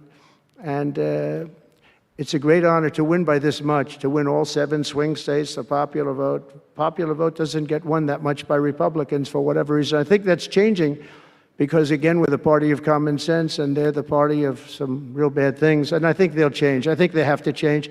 It would be wonderful. I'm going to be having lunch with some of the Democrats next week, and it would be wonderful if we could work together. I think working together would be great. But they have to change. You can't get elected on the programs that they want, and that's really what America wants to see. So there's nothing I'd rather do than what I'm doing right now. Amazing.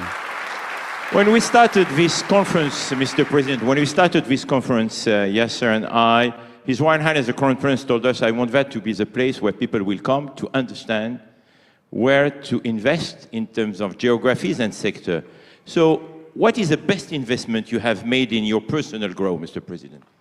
Well, I was involved in real estate from, most of my life, and was, guys like Witkoff will tell you I was really good at it, and I was successful at it, very successful at it.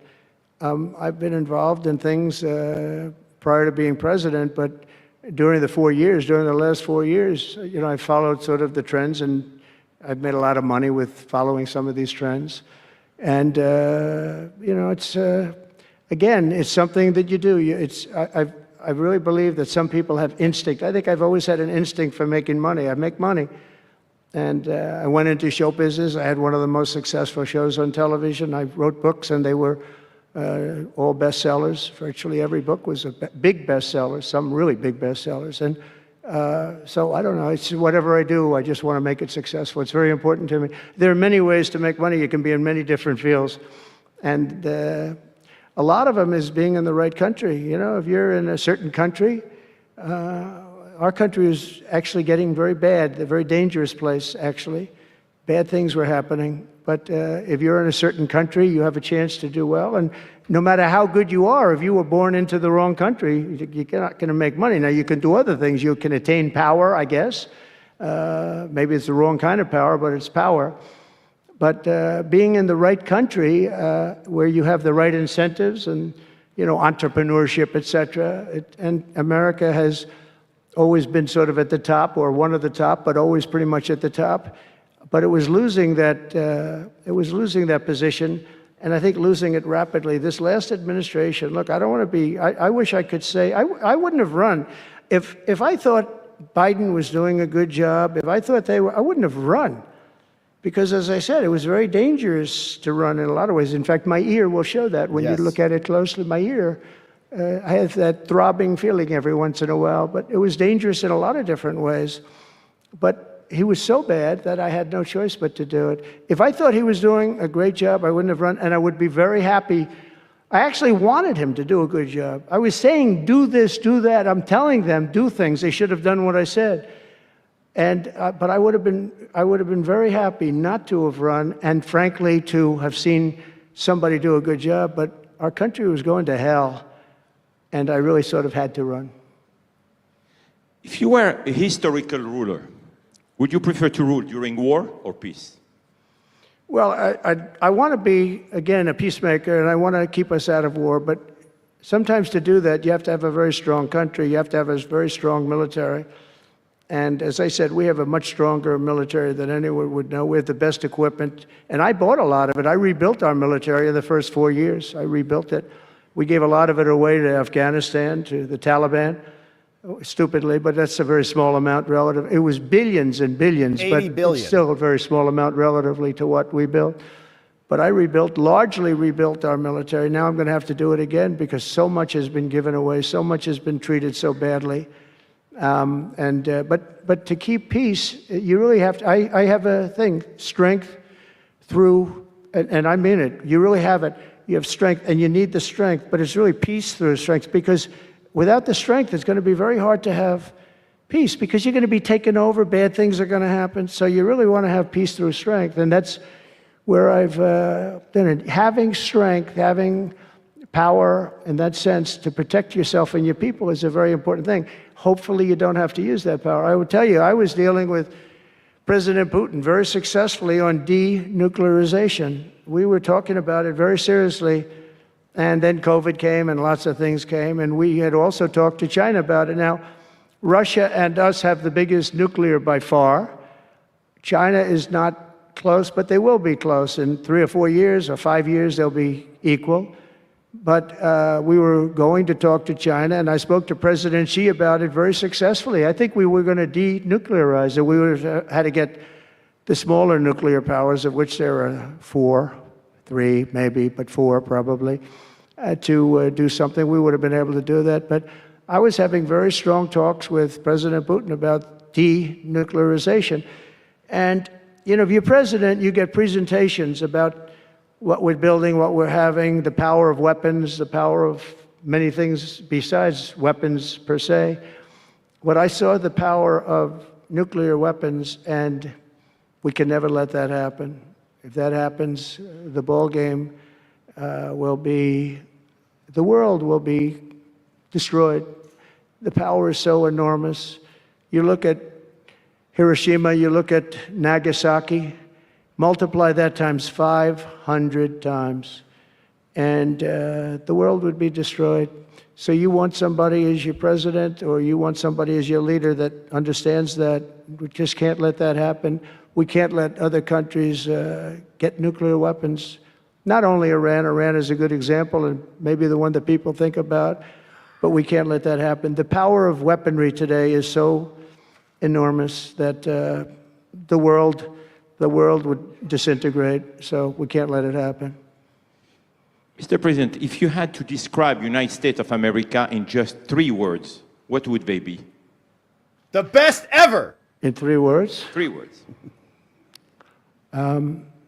Love, respect, and strength. Nice. That's a tough question.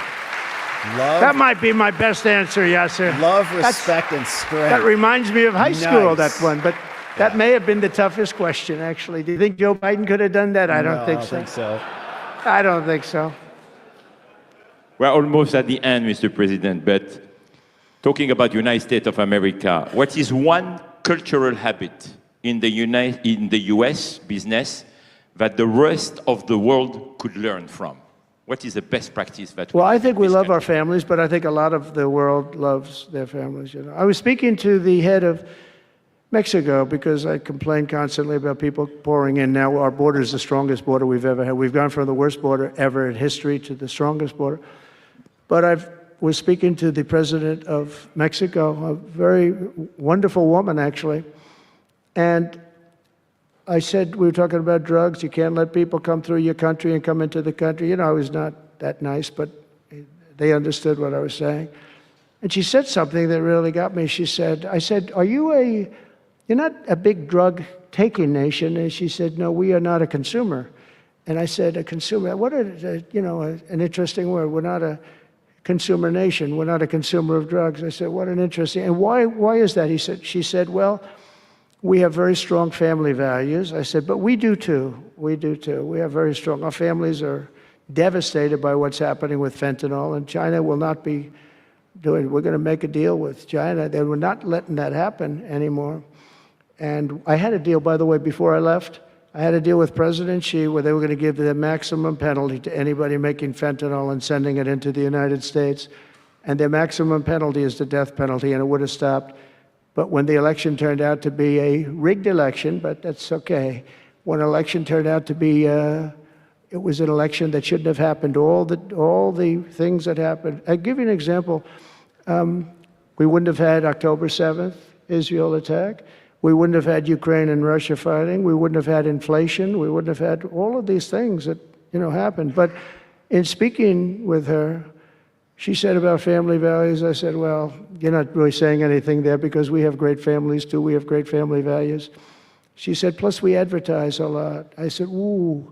You mean you advertise about how bad drugs are? Yes, we do. We spend a lot of money on advertising. And I said, unbelievable. That was such a great conversation because we're going to spend hundreds of millions of dollars advertising how bad drugs are so that kids don't use them, that they chew up your brain, they destroy your teeth, your skin, your everything.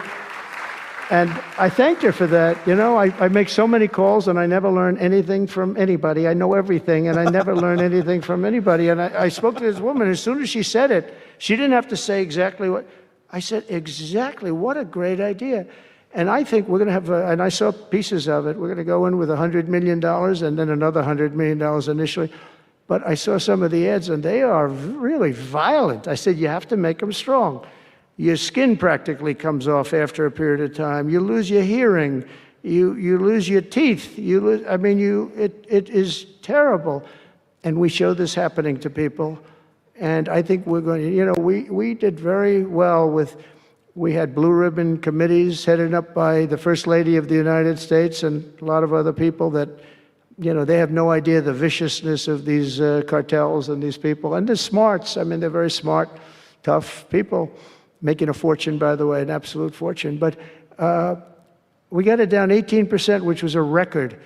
But 18% is not great when you think about it. I think we could get it down 50 or 55 or maybe even 60% with advertising. So she really gave me something. I was going to call her and tell her that she did, but now I don't have to call her because she's going to be seeing this right now.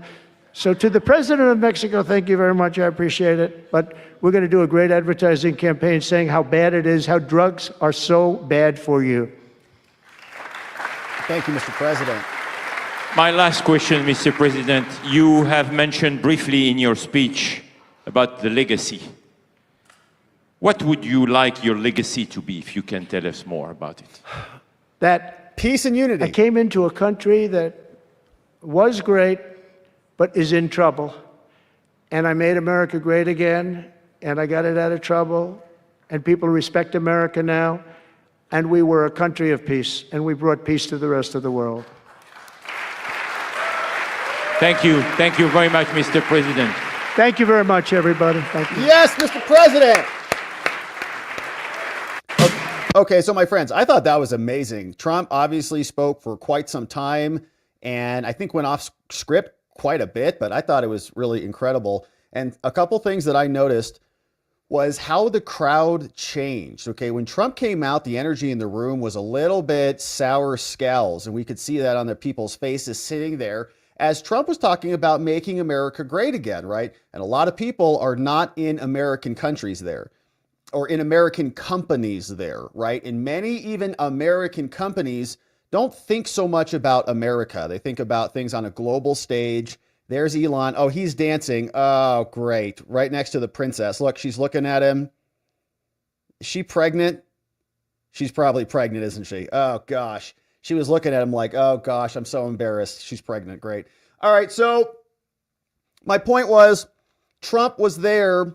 And when he came out originally and the crowd was listening to him talk about how great America is, I think many of them were probably thinking, well, if America's great, then that means that we're less great, right? There's like a direct and inverse relationship between the two. But by the end of that, I thought that the crowd had changed dramatically. And what really softened them up was that nice litany of all the problems that we identified, all the fraud, because these are business owners, right? They're sitting around thinking the same thing. They're like, I know my finance department's a mess. I know our email list is a terror. We can never find the spreadsheet or our documents. They're all sitting there going, yeah, like we know our companies are a mess too. There's grift flying out the door constantly. And for Trump to come in there and explain that, I thought was very, very, it connected them, right? They were sympathetic with the cause. Like I can understand how that happened. Now, we also saw that Trump talked about the presidency being the biggest game in the world, right? This is the biggest thing that you can handle or manage. These are the CEOs of Google, of major Saudi Arabia companies and more. And the presidency dwarfs everything they're doing. It's not even on the same scale. And so for Trump to let us in behind the scenes and kind of explain what it's like to land an Air Force One in Iraq, right? None of the CEOs have done that, or maybe some of them have, but not many like that, not coming in as the president. When he's talking about these phone calls with Claudia Sheinbaum, the president of Mexico, right? We all get to see behind the scenes, and it's amazing to have a president who can actually share that with you without stumbling all over himself. And he is great at storytelling, right? These stories were good. The whole room was silent. You were sitting here going, what happened? And 1,000 feet, 900 feet, you're following him along the entire time. So I think that that is a very powerful thing, right? He's in with some of the most persuasive, impactful people on the whole planet. And he just took it to them on Zelensky, right to their faces, just said, look, we all got duped. You guys got duped, okay? So stop with your preening over the guy. We have to bring this war to an end. So just get on board with that. And they all sat there and took it. And they all realize that Trump is a person of unity and peace. He wants that. And I think he put that on display for us beautifully. So a great speech and a great showing from the president. And we're happy that we got to spend some time covering that live. But we're not done yet. We got some serious business to attend to here.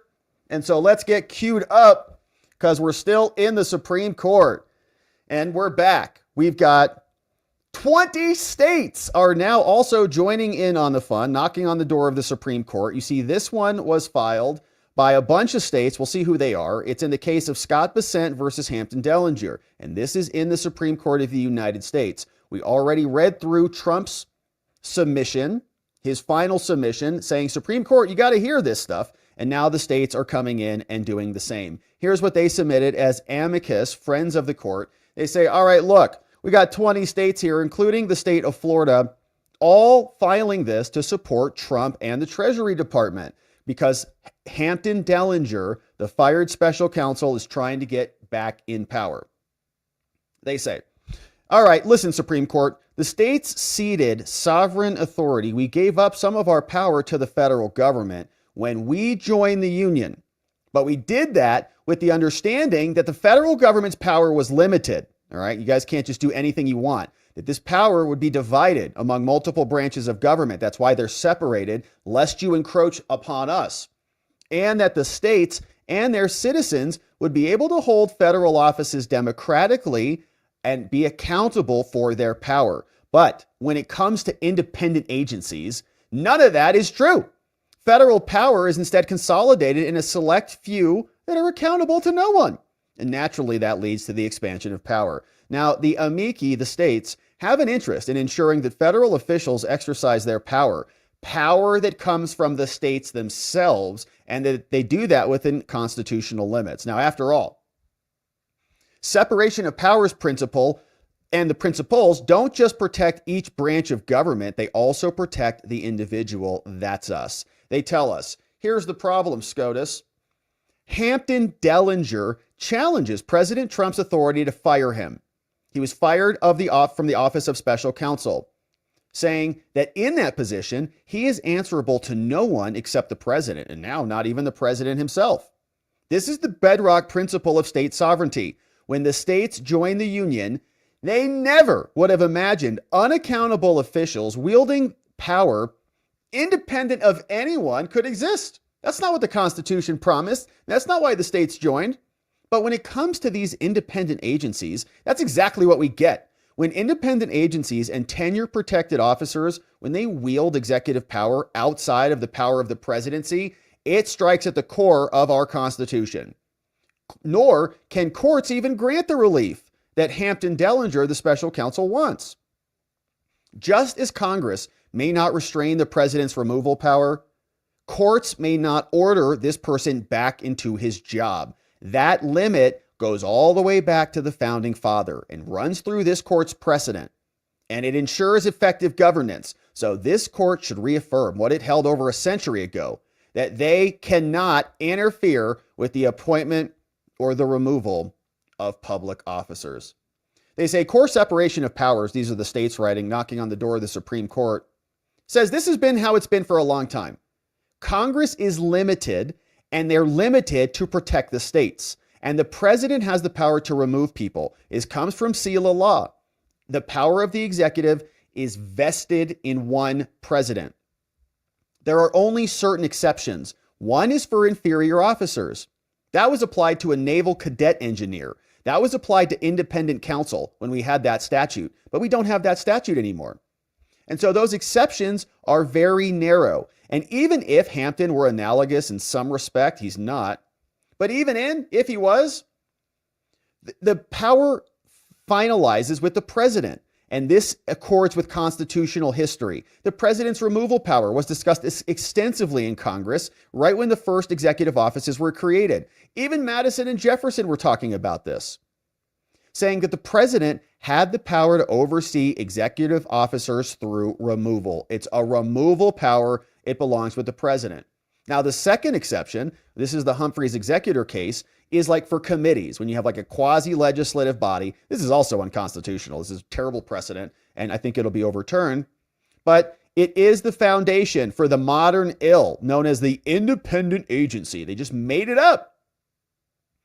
We know that they don't have any constitutional underpinnings, and they were wrong to classify and create a de facto fourth branch of government. Can't do that. Seal of law said the same, but that exception lives on. Now, Humphrey's executor and the foundations have been eroded over the years, and we know Pam Bondi's not going to be defending it anymore. The states say for these reasons, Hampton is not entitled to the removal protections, and that statute should be held unconstitutional. So 20 states saying that Hampton's basis for staying in power should go away. And so you can see a lot more from the states talking about how the federal courts lack equitable authority, and they can't have somebody shoved back into the executive branch. This comes from English common law. There's distinctions between power. We have a separation of power here, and the courts are violating that. This court confirmed that there are a separation of powers in our country in prior cases, and the court has doubled down on this rule. Now, what they're trying to do here is commingle the branches, and they can't be allowed to do that. So the court should grant the state's application to vacate Judge Amy Berman Jackson's order shoving Hampton Dellinger back into the executive branch and accept this case. So the Supreme Court now gets this message from all of the red states, Alabama, Arkansas, Georgia, and the rest of them are listed here. Of course, my state, Arizona, is not on the list. Hopefully yours is. But all right, so that's what's happening in the Supreme Court. And what's interesting is hopefully the Supreme Court starts to recognize and realize, along with these 20 states, that this is the right thing for the country, right? The shift is happening. And Elon posted about this, a repost over from CNN and Libs of TikTok, explaining the latest numbers. Trump and the Republican Party has changed the electorate. What do I mean by that? Well, let's take a look at party identification, Democrats versus Republicans. You go back to 2017, 5 points more of the electorate was Democrats than Republicans. You go to 2021 when Joe Biden was starting out, look at that, 6 points more of the electorate was Democrats than Republicans. But look at what's happened in February of 2025. Look at this.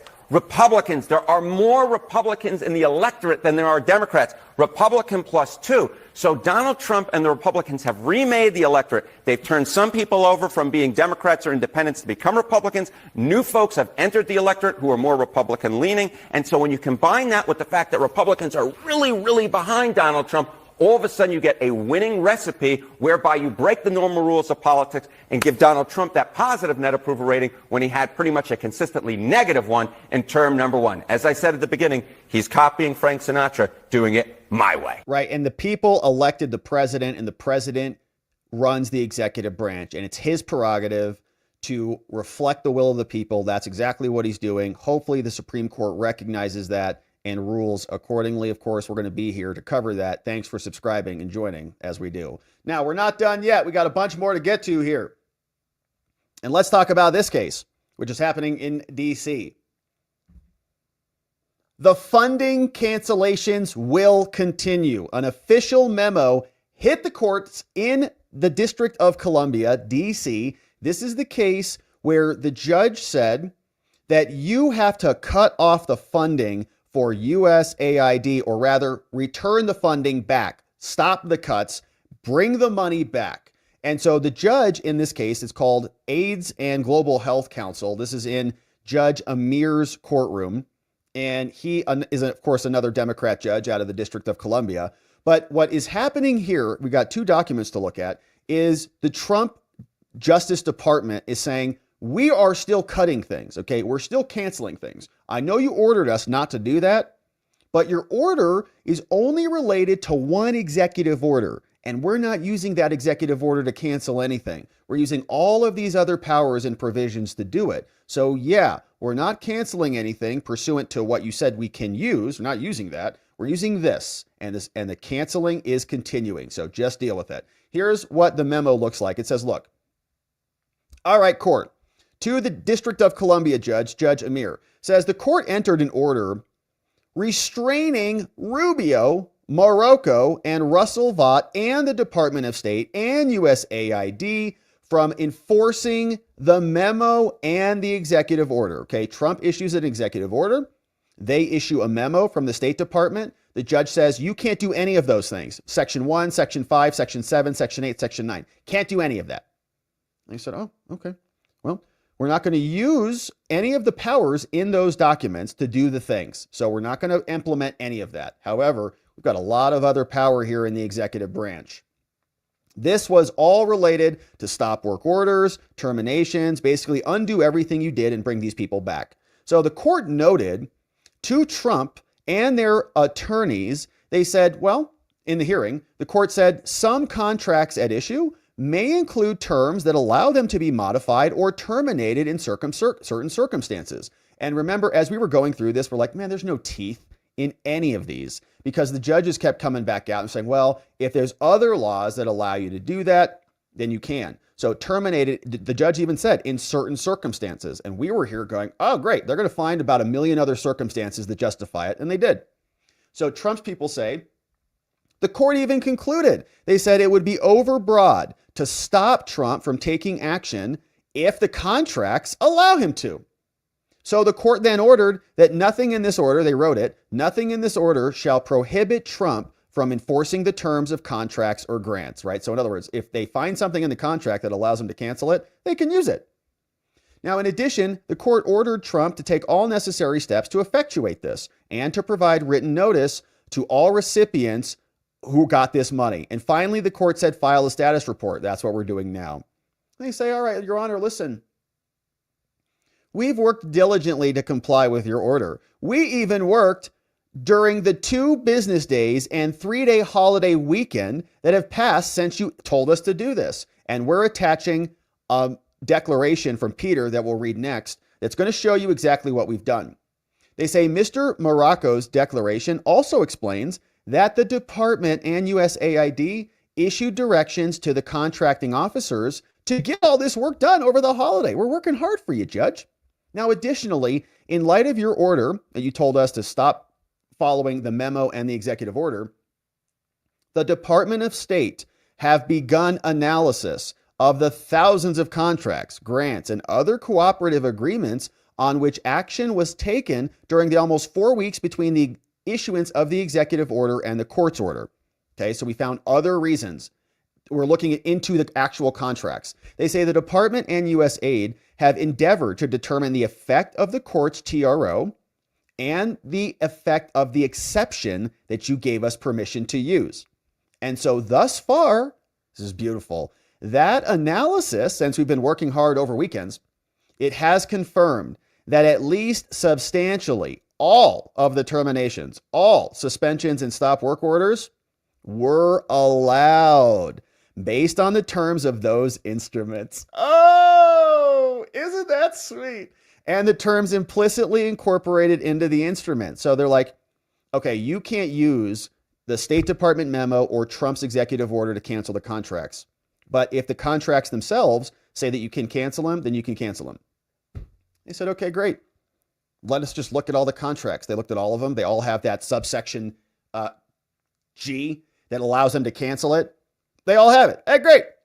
So perfect. Thanks, Judge. USAID has not yet identified a termination, suspension, or work order that was not allowed. Okay. So we haven't found anything that we've canceled that we shouldn't have canceled according to other permissive portions of the law. So Trump's parallel analysis, and we called it independent source, right? We were saying they have independent sources for all of this, shows that a large share of the terminations and suspensions and stop work orders was allowed by those instruments' terms, and or they were incorporated into those instruments. So we're allowed to do what we did, and we did. We've identified 70 contracts and 6,800 grants suspended or on which a stop work order has already been issued, where the contract or grant instrument may not expressly authorize a suspension or stop work order. So given the number of contracts, reviews ongoing is a lot. Nevertheless, the department understands it is entitled to terminate each of these contracts and grants under the express terms of those contracts. Now, to the extent there are instruments that do not explicitly or implicitly address this, the department likewise understands it may terminate, suspend, or issue stop work on those under its own authorities, independent of any other authorities that Trump said that you have now under the executive order. So we're doing it anyways because we have other powers to do it. So thank you for stalling that one piece of paper, but we're going to use that piece of paper and that one to do it. As was true before the court's order, the Department of State and USAID continue to disperse substantial funding for foreign assistance. He says, we intend to disperse more than $250 million just this week. So stop your crying. Plenty of money's going out. The court's order permits Trump to exercise their rights under the terms, and we're canceling them. Now, the court order, however, appears to be silent on the exercise of authorities under statutes, regulations, and other legal authorities. Now, we have not read the TRO to stop us from using other law, Judge, right? So you said we can't use the memo. We're not using the memo, but there's tons of other laws that we're using.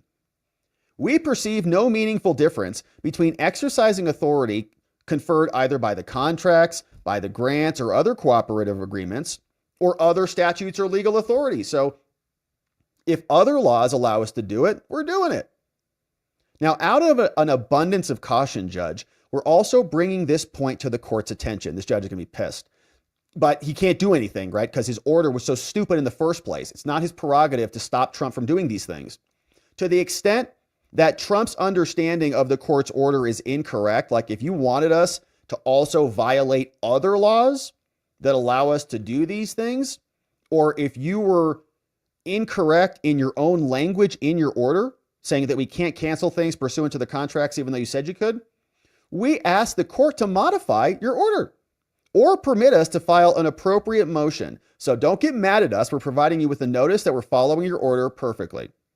So that the TRO, we would like you to tell us that we are allowed to use other legal authorities that are outside of Trump's memo. Let us know if that's not true. And if you modify this,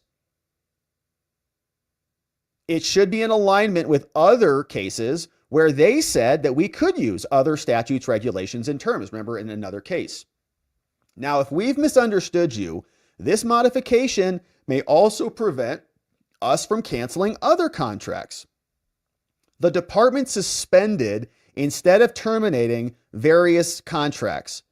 so that we can undo it if needed. If not permitted to rely on these independent authorities or to suspend this, we'll review those and we'll try to comply with your order. Now, to the extent your order intended to stop Trump from exercising his authorities under the law, regulations, or other legal authorities that you didn't mention, and if you are unwilling to modify your order to exclude those, like, in other words, this judge is saying, you're telling us we can't even follow the law elsewhere. Is that what you're saying? If so, put it in writing. We respectfully request the court convert its temporary order into a preliminary injunction so we can actually appeal it and take this up. And also make them post an injunction bond. Require them to post security for any taxpayer funds wrongfully distributed under the Federal Rules of Civil Procedure 65C during the pendency of this court's order, right? Again, an injunction bond would say, all right, we're stopping the money from going out because we think it's fraudulent. If you think it's not fraudulent and you want to challenge this, then you can put up $60 billion.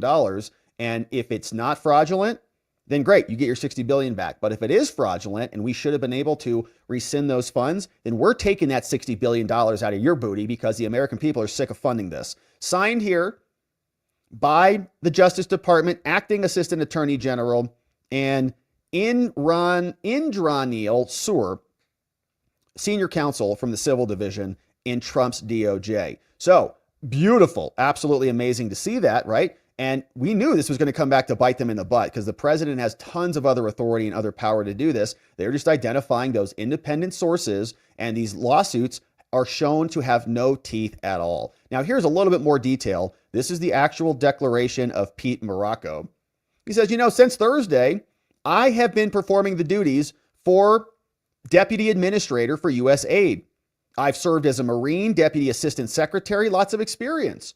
And Trump then issued an executive order on January 20th, 2025. Now, I'm aware there's a restraining order that's been issued, so I can't do much stuff. But, however, over the holiday weekend, we were notified that until further notice, don't implement any handouts anymore.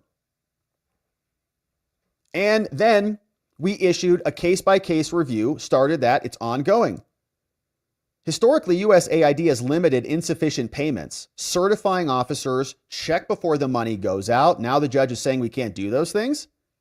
So to correct these deficiencies, we're in the process of adopting a comprehensive review process to make sure there's a clear link between the outgoing payments and the specific appropriations, tracing the funds. That's why we did all this. Substantially all of the assistance was suspended or terminated pursuant to Trump. And they're terminable for convenience, by the way, this guy says. CFR, the Code of Federal Regulations. Okay, so this is beautiful. Not that I want to dive in and zoom in on each one of these, but you see each one of these citations is this guy articulating the alternative sources of power. USAID grants permit suspension pending a decision to resume or terminate the award. Code of Federal Regulations 700.1. Here's another one. 52.249-1, 49.502. Here's another one. Termination for convenience terms when it's mandatory or implied but not explicit. Here's another clause. Permitting the government to terminate a contract for its own convenience. 48 CFR 421305A through B. 52, okay, all of them. Tons of other power. This is the benefit of operating in a gigantic bureaucracy with multiple layers of justifications for cover. Trump's like, I didn't even need that stupid memo. I didn't even need that executive order. I just did that to distract you guys, like a red herring so they'd all come over there. Trump's executive order. Meanwhile, he's firing everybody using existing power. Since January 22nd, USAID has terminated 498 contracts, stop work order on a bunch of things. And we do this in a multi-step, case-by-case review process. So all the lefties screaming about how chaotic and haphazard it is, it's not. They're just upset their grift is going bye-bye. Since the TRO, the agency has authorized at least 21 payments that are in total $250 million to go out overseas for Lord knows what. But to the best of my knowledge, we've nuked 498 contracts and more coming. Here's what we're getting rid of.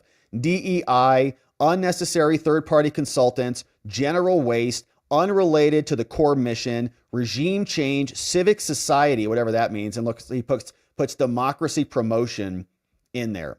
So we don't think that they are proper, and to the extent that they're entitled to reimbursements, they can file claims for that. Here's our authority to do that there. Consistent with the laws, we are enforcing this on a case-by-case review. This is just rubbing this in the judge's face. This is beautiful. Judge, look, these are all of our authorities. So if you say we can't follow the law, you're invalidating every one of these citations. Thanks.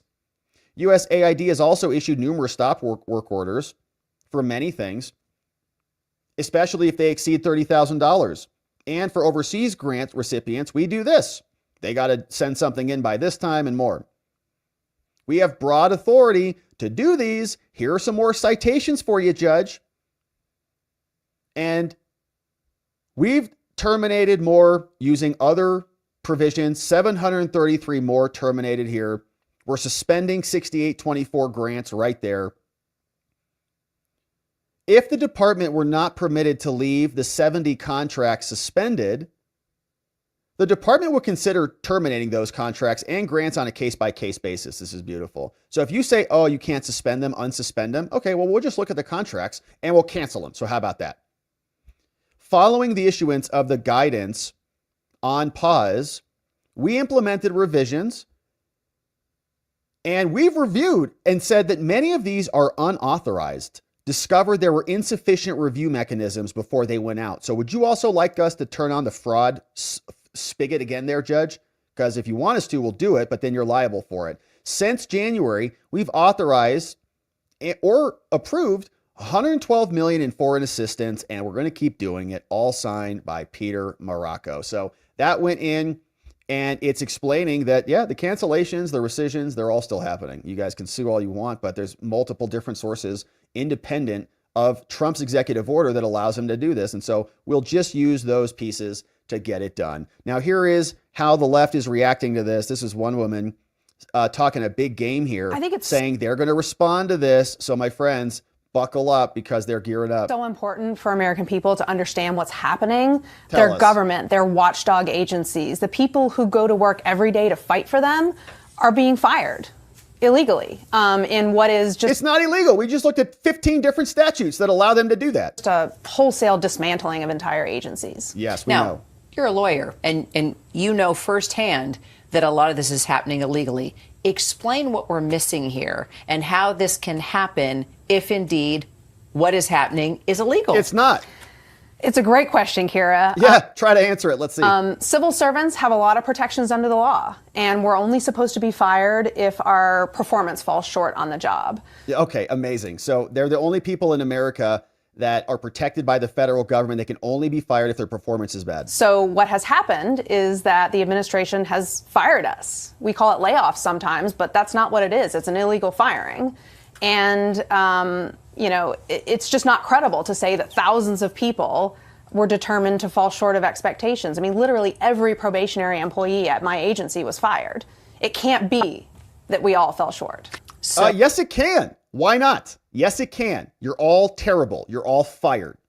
So what can you do now? Can you do anything now? No. Are you going to do anything now? Of course, my colleagues and I are fighting back. Our What? union is already in court. They've brought a couple of cases that I think we'll see action in the next few weeks. And, all I can say is that Elon Musk and the president picked the wrong bunch of lawyers to mess with. Oh, she's so tough and spunky and aggressive. Okay, great. So we'll see. She's not going to end up back in the federal government. Pretty sure we can make a strong prediction on that one. Not pretty sure. We're sure. She's not going back to the federal government. She's fired. We'll see what her little union can do. But here's how the rest of them sound. And it's just shocking. It's like these people think that they are like godly or something. Like they are civil servants. Like they believe it. They've been sniffing the public buildings and their paint for too long. They think that they're beyond reproach. Just like everybody else in America, you are connected to your performance. Okay. You're not above it just because you work for the federal government and you sit around in stupid meetings where you all call each other civil servants. Are you hoping to ever return to a job in the federal government or not after this? No. I wouldn't do it until, some things have changed. What? Trump's not in office? Because right now, it's a lack of stability. And then also, the emotional impact to me, this really feels like a betrayal in some sense. And that, Yeah, where were you doing? CPO Chessa, disabled U.S. Navy veteran. So they pull her out there for it. Great. Disabled U.S. Navy veteran. You can't criticize her because she's a disabled U.S. Navy veteran. And she feels betrayed. It's amazing. It's just amazing. Does she have cancer too? they didn't consider how this impacts people, and especially the 30% of the federal workforce that have served on active duty. Tell us more about how it feels like a betrayal. I mean, it comes down to what I've already said. I served my country for 11 years, 9 of them on active duty. I deployed twice. I spent so much time away from my family. We appreciate your service. Thank you for that. It's great for, thank you for that. We commend you for that. It's an amazing thing that you did for our country, but that doesn't entitle you to employment at the Department of Education indefinitely. And you got to do a good job. Now, they drag out the most sympathetic people here to try to propagandize us on this. Like every single person got fired is like a disabled Navy veteran who was just doing the best. No. Oh no. I was gone when my mom passed away. Okay, here we go. All right, I'm not laughing at her mom being passed away. I'm just laughing at CNN. What a joke this is. They bring her on here and they're like, tell us about your dead mother, huh? Or your disabled Navy veteran. Tell us about your dead mom. And then this question from this one. What's her name? Cassie Hunt? What's her name? I think that's Cassie, right? With the initial, yeah, Cassie. I think that's Cassie. So she comes out and says, tell us about how miserable you are and the betrayal. It's just pure propaganda and hilarious to see. There is nothing they can do to stop this. The Supreme Court is ultimately going to come in and correct the record on this, but Trump is using his independent power under the executive branch to make these changes. The fact that they're upset and emotional about it is a sad state of affairs for them. They weren't that empathetic to the rest of us when they were sitting in the government, ensconced in their federal government jobs, getting paid for it. They didn't care much about us when they were locking our businesses down and telling half the country they were non-essential. So these are natural ebbs and flows and changes. And this is just a pause to slow the spread of corruption. And so that woman can now go find another job somewhere else, like many people in America had to do when they were in charge, pulling the levers of power. Now it's time to save the country and relieve the American body politic off the draining of the corpus of the blood from the body from other people who weren't adding enough value to keep their position. So we're going to be here, of course, continuing to watch these people cry and go hysterical, and business will get done. The country must be saved. And so they can find jobs elsewhere. Now, we got one final story to attend to today. Let's turn our attention to New York and see what's happening with Mayor Adams. This, could be fun. I don't know. We haven't seen this. This hearing didn't finish when we started the show, so we'll see how this one ends up. But here's Mayor Adams. Mayor Adams in court trying to get his case finally dismissed. Trump's acting deputy attorney general, Emil Bove, showed up in there by himself and took care of business because the judge called him in there. And even Mayor Adams knows what a joke this whole scene was. He was there. The media was screaming at him, why aren't you asking questions? And here's what he said in response. Mayor Adams, why don't you take questions from the press? Just make a path for us, that's all.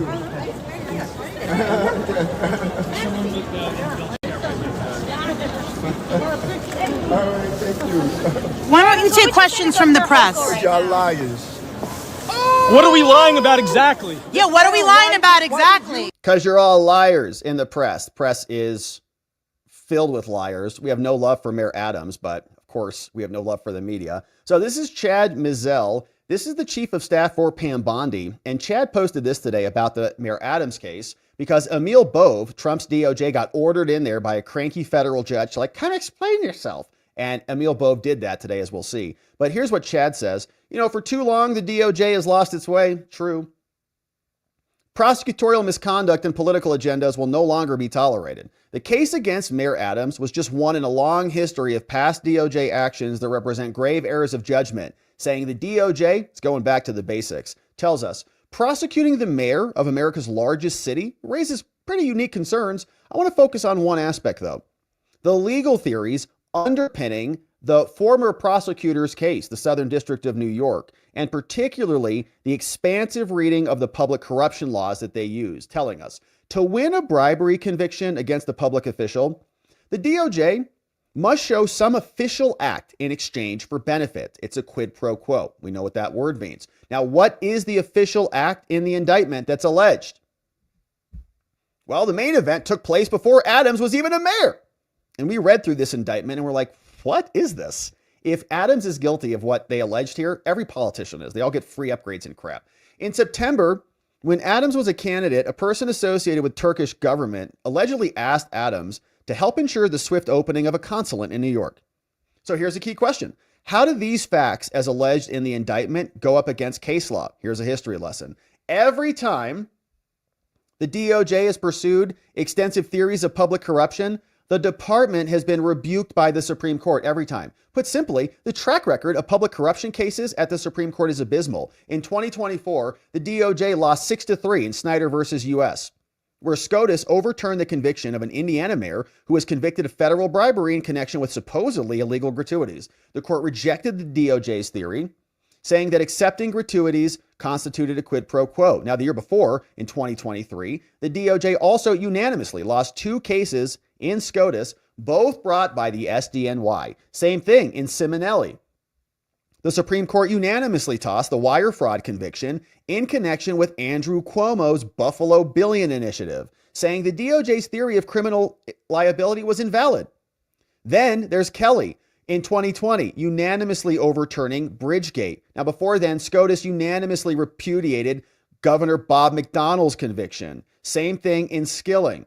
And finally, when they prosecuted Ted Stevens, the DOJ ended up having to dismiss the indictment even after obtaining a conviction because prosecutors egregiously failed to disclose the case. Now, clearly, this history and case law underscores the legal risks associated with prosecuting Adams. The DOJ could win a bribery conviction only if they show some official exchange. The alleged official act in Adams' case, however, took place before he was mayor, and one of the main benefits was campaign contributions. But all successful politicians get campaign contributions. And so in the Adams case, the SDNY was rolling the dice, and given the DOJ's abysmal history of losing at SCOTUS, the odds were against the DOJ, even when the district judge said at a recent hearing there was some force to Adams's challenges to the government central theory. Now, the government must tread particularly carefully before classifying these as crimes.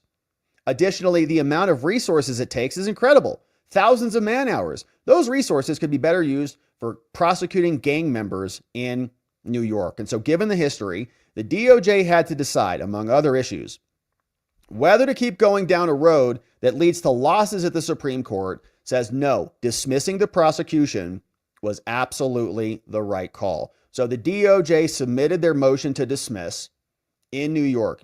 The Mayor Adams case begins today with reporting from Inner City Press, Matthew Russell Lee reporting. We're in New York, Southern District of New York. Emil Bove has already submitted via his office a motion to dismiss the case. Judge Ho ordered everybody in there, said, I'm not going to dismiss this until I hear what you have to say. We're seated in court. The session begins. All rise. Please be seated. All right, ladies and gentlemen, says the judge, we're here today, the case of United States versus Mayor Adams on a motion to dismiss the case. Appearances, please. Good afternoon, Your Honor. Emil Bove for the United States government, President Trump here. Good morning, Your Honor. Alex Spiro for Mayor Adams. Judge says, thank you for coming in on such a short notice. You know, on February 14th, the government from Trump filed a motion to dismiss the charges without prejudice. Without prejudice, meaning this case can come back later. Now, I have a few questions, but the judge says, I want to proceed carefully on this, okay? I need your assistance, says the judge. This is an unusual situation, and here's why. Now, let's bring the motion to dismiss up on the screen. And Emil, I want to ask you about this, about paragraph 2, about this written consent. All right, now, Mayor Adams, I have to ask you a few questions. This is Alex Spiro, right? They're on the same team. So Alex Spiro is working for Adams, but he wants the case dismissed just like the government does. The judge is the only thing holding this up. So Adams' attorney says, I write on behalf of Mayor Eric Adams here. Mayor Eric Adams agrees to the dismissal of prejudice of the charges against him and that he's not a prevailing party under the Hyde Amendment in the above referenced case. Sincerely, Alex Spiro, sent into Emil Bove. Emil Bove submitted the motion to dismiss to the court, and the judge is now saying, you can't do that. So the judge says, I have to ask you these questions under oath. Is that okay? Of course, Your Honor. Yeah, my client has no issue with that at all. Mayor Adams, would you please stand, raise your right hand? Sure. Mayor Adams, do you swear to tell the truth, whole truth, no but truth, oh God? Yes, I do, Your Honor. Now, what is your name? Says the clerk. Eric Leroy Adams. I'm the mayor. Mr. Adams, have you been under the care of a doctor or psychiatrist in the last 48 hours? No. Have you seen any doctors in any way that would interfere with what you're doing here today? No, I have not. Have you been hospitalized for addiction? No, I have not. Have you had any drugs or alcohol in the last 2 days? No, I have not. All right, this court finds that you have a clear mind and you're here presently and accounted for. The judge says. Now, and by the way, that's just normal kind of standard stuff, right? They ask that basically anytime you do a change of plea, just to make sure you're not high and you're there of your own free mind. The judge says, all right, now, I want to go back to the government's motion. Now, Mr. Spiro, Adams' attorney, can you share it with Mayor Adams? Mayor Adams, have you seen this? Yes. Did you see it before you agreed to it? No, I didn't. Actually, it was explained to me.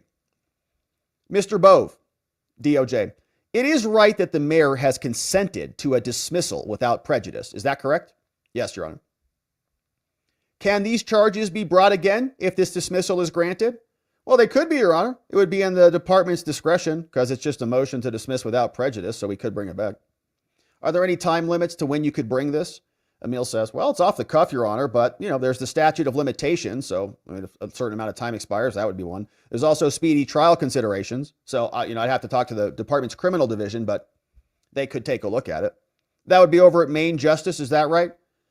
Yes, Your Honor. In this motion, we don't speak to a confirmed U.S. attorney. So it's going over to Main Justice. That's correct. At my office.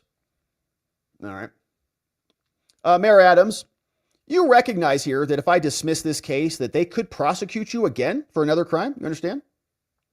Yes, Your Honor. I understand that. But I have not committed a crime. So I don't see them bringing it back. And I'm just not afraid of that. Well, you better consult with your attorney.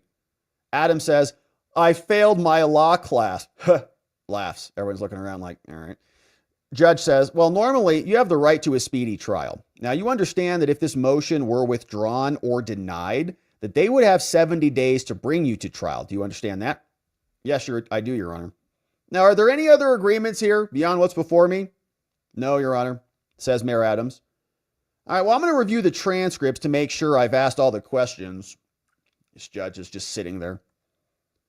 Note to Governor Hochul, it does not appear that Judge Hull will be ruling today. It says, Mr. Bove, does the government have any other reasons for this motion?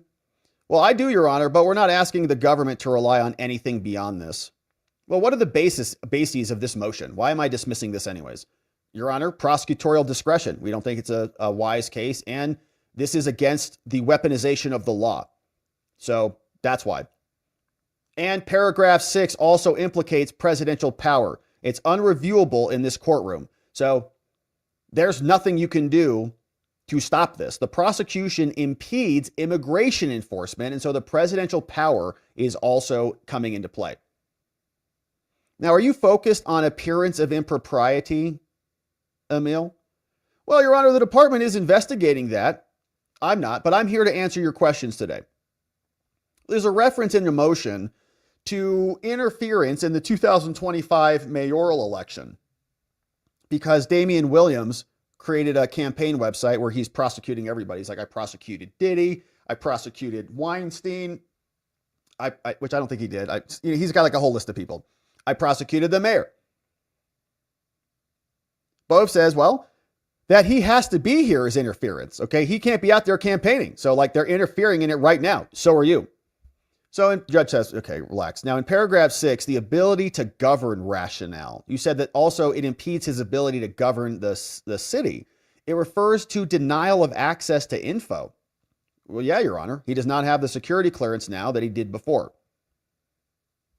Adams' attorney, Spiro, Did he have security clearance before, Mr. Spiro? Yes, Your Honor, he did. He was part of the Joint Task Force, and now he can't interact with those who brought this case, which is the DOJ. But did the case make him lose his clearance? Attorney says, well, he's not getting info about terrorist threats, so it's cut off. Emil says, I don't concede that the security clearance is tied to this motion, but it is a matter of executive power. Okay, well, if I dismiss this case, how fast could his security clearance be restored, says the judge. Bove says, I don't know. Has this rationale been invoked before? Like in a decision to dismiss an indictment? Has anybody brought up dismissing a criminal case so that they can get security back? Because that seems kind of weird. He's like, have we seen that before? Bove says, I'm not aware of such a case, but there are other cases where the SDNY has invoked national security, like the Victor Boot case and U.S. versus Goduzzi. So yeah, there are national security interests, and we dismiss cases all the time.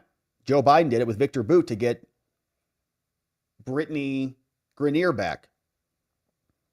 Judge says, could this apply to the governor of a border state, for example? Like you could say governor, like somebody could do something bad, but you keep them? Yes, says Emil. Yes, that's right. The other rationale, says the judge, is it would apply to a candidate that is not a public official. So now the judge is like trying to pin them down in their policy. Well, this is case specific, Your Honor. It doesn't apply to all candidates. This one's pretty specific. So it's not a general rule for the DOJ, but we're doing it here for Adams. Judge says, well, the trial was set to begin 2 months before the primary election. Emil says that. Judge, they were trying to do basically what they did to Trump with him. Set the trial right before the election, the primaries. Judge says, yeah, okay. Thank you, Mr. Bove. Now, Mr. Spiro, Adams' attorney. I want to ask about documents. Says, sure. Well, first, the security clearance was revoked because of the indictment. I was there, says Adams' attorney, so I saw it happen. Okay, thank you for that. Judge says, well, let me ask you about your submissions. You submitted electronic court filing 130.1. You're responding to requests to put in an amicus brief, and you also said this one. This is a question for Mr. Bove from your February 10th memo. Mr. Bove? Well, I sent it to Miss Sassoon, the woman who, retired or resigned / was fired. Says, I object to the amicus brief, so I don't think that brief should come in here at all. Judge says, well, may I consider your February 10th memo? No, Your Honor. No, that's not relevant to here. I'm an officer of the court. I am here in good faith. That's the end of the inquiry. You can ask me questions about anything you want here, but you're not using my memos. You're not using anything else that was sent. I'm here. I have the right to dismiss this case. What's your question? I'm entitled to a presumption about that. There's a presumption of regularity, Your Honor, so you don't get to go look at my memos and all of my internal work product. That's none of your business. Consider the Armstrong case. The amicus briefs are just speculating. They don't know anything about what I did. And by the way, the president himself is subject to a dismissal without prejudice in the District of Columbia. So this can happen. Judge cuts him off. Thank you. Thank you. Mr. Spiro, Adams' lawyer. At ECF, you offered sworn declarations. What were those? Well, I had to submit those. When someone says false things often enough, I have to say something, which is why we submitted those declarations to refute those allegations. Judge says, on the Speedy Trial Act, this might be moot very soon. Emil says, if the court grants the motion, it closes the case. It vacates all orders. So there's no speedy trial considerations about rushing things through. And the Adams lawyer says, and no appellate court has upheld a district court's denial of an unopposed motion to dismiss under Rule 48. So in other words, Judge, you can't not dismiss this case. It's going to be dismissed. The judge says, well, adversarial testing of a position can be of a benefit. They're like, Judge, why are we even here? Come on, you know you can't do anything. He says, well, sometimes it's good to talk it out, but that may not be needed here. But I'd like to hear you on this. Emil says, Your Honor, you have created a clear record today. You put Mayor Adams under oath. There's no quid pro quo. Even if there was, it'd be fine still. But there wasn't. But even if there was, we could do this. You can't stop us. We're the prosecutors, so good luck.